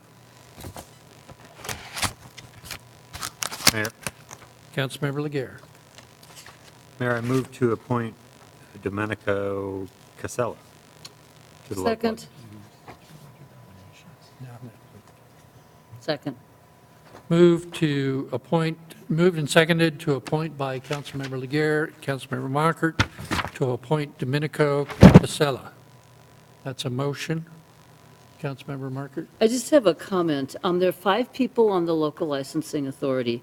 4 of the 5 will now be from Ward 4, from 6. What gives you guys all the knowledge about local licensing authority when the vast majority of the clubs that are licensed are in wards 1 and 3 and 4? So whatever you're doing over there Yeah, what's up? is unusual. See no further discussion, call the question on the appointment. That's Oh. funny. There we go. And the appointment is approved unanimously. 15E. 15E, consideration of the removal of one member from the Veterans Affairs Commission. Councilmember Markert? I move to remove Gary Plana from the Veterans Affairs Commission due to health concerns. Second. A move by Councilmember Markert, seconded by Councilmember Laguerre, to remove Gary Plana from the Veterans Affairs Commission due to health reasons. Discussion? Call the question. I'm so hungry. And the motion is approved unanimously. I know. Reports by the mayor. Just very briefly, I didn't say anything during the close of the marijuana ordinance discussion, but I want to add in my congratulations to this group. When we formed a special committee, I'm not sure all of you thought that was the best idea in the world. And Thanks. it, I didn't see you volunteer. and then there were some of you who didn't even want to serve on it, so. But I think you all did a great job under a very pressure-packed situation. We knew we were dealing with a deadline. We wanted to make sure that we did it right. We also wanted to make sure that we did it in a way in which it would not be difficult to modify the ordinance in the future to reflect what we needed to do. And I think you guys did a great job, and I just wanted to add my congratulations not only to the committee members, but to all of council. No one hesitated to add in your comments, and it was all well worthwhile. So that's my report for this evening. Council, Councilmember Hunter Holen. Thank you, Mayor. In honor of the Holocaust Awareness Week, I pulled up 3 quotes. As freedom-loving people across the globe hope for an end to tyranny, we will never forget the enormous suffering of the Holocaust. And that's Bob Beaupre. It is deeply shocking and incomprehensible to me that volumes of documentation and living witnesses who can attest to the horrors of the Holocaust, there are still those who would deny it. Mark Udall. Is discord going to show itself while we are still fighting? Is the Jew once again worth less than another? Oh, it is sad, very sad, that once more, for the umpteenth time, the old truth is confirmed. What one Christian does in his own responsibility, what one Jew does is thrown back at all Jews. Anne Frank. Councilmember Bursons. Thank you, Mayor. I have a couple of things tonight. First of all, there was a Dr. Awards banquet this week downtown, and Dr. stands for Denver Regional Council of Governments. It's from all the metro cities. And Aurora won 2 awards. So I would like to give kudos to the On Havana Street group. They won a gold award for planning and economic development. And then our planner, Mr. Bob Watkins, won the Distinguished Service Award. So he's been with the city for several years, and he's done a magnificent job. So the 2 of them won awards, and I want to say thank you very much. My next one is this coming Thursday, May the 1st. There will be, is what's called a National Day of Prayer. This has been going on since 1952. And Aurora has, we have at the, let's see, right now it's called the Faith Church. It used to be called First Presbyterian Church. It's on Alameda and Moline. So if you just go to that corner, it's that big church right there on the corner, Alameda and Moline. And we will be having a lunch that starts at 11:15. If you have the time to come eat lunch with us, we're having a baked potato and a salad bar catered by McAllister's Deli. If you don't have that much time, the program starts at 12 and it goes to 1:15, and we are very prompt in getting out. What we're excited about is the guest speaker this year is Chip Simmons. He's the chaplain for the Denver Broncos.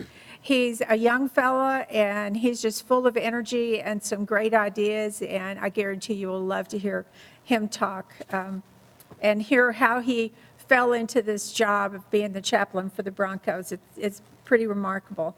So just want you to know, this is non-denominational. We have pastors from all across the board coming, and it is non-political whatsoever. That doesn't play into it.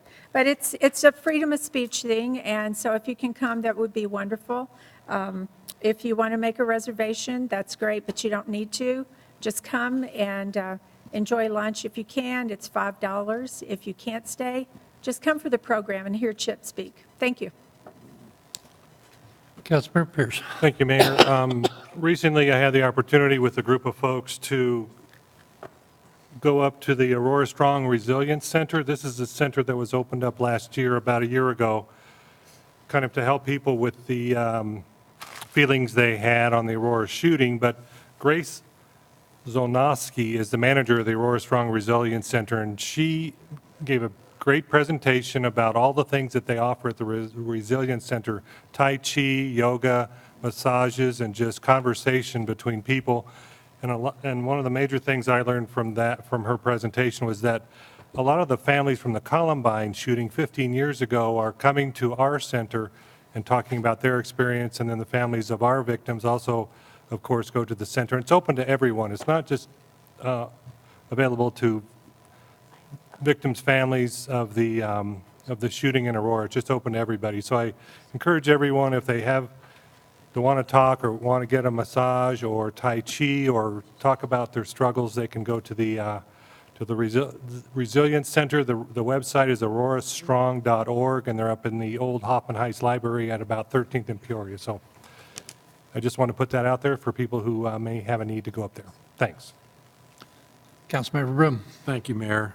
Since we don't have a city council meeting next Monday night, I've scheduled my Ward 6 town meeting for that evening at 7 o'clock. It's going to be at a new location. It's at the Tollgate Crossing Community Center, which is located at 24625 East Bellwood Drive. And the subject matter for that particular meeting is going to be the city's budget for 2015. And we'll also have an update on the Gaylord Hotel project. Please come. Thank you. Councilmember Clalland. The only thing thank you, to report is, if anyone is interested, Aurora Mental Health is having its annual lunch this Friday, and they have the water coolers from Chicago that will be there. So if anyone is interested in attending, get a hold of Aurora Mental Health at 303-617-2300. It's good comedy. Councilmember Laguerre. Councilmember Markert. Thanks. Just a couple of things, if anybody's still awake or watching. Every year, the city of Aurora honors the best and brightest from each class in each school, private and public and parochial. And that event is occurring Tuesday and Wednesday, tomorrow and Wednesday. All the council is invited to be there. We get lots of sore hands.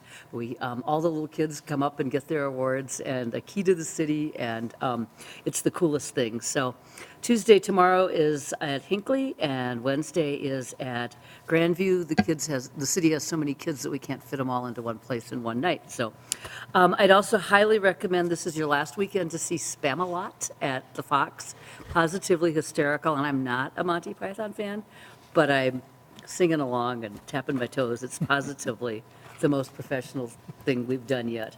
Monday night, because there's no council meeting, everybody up and at 'em, over in my ward at Dora's Mexican Restaurant is a very affordable fundraiser for $15 to benefit the Youth for Success program, which is a summer learning program for kids that Senator Todd and her husband have organized and run for the last several years.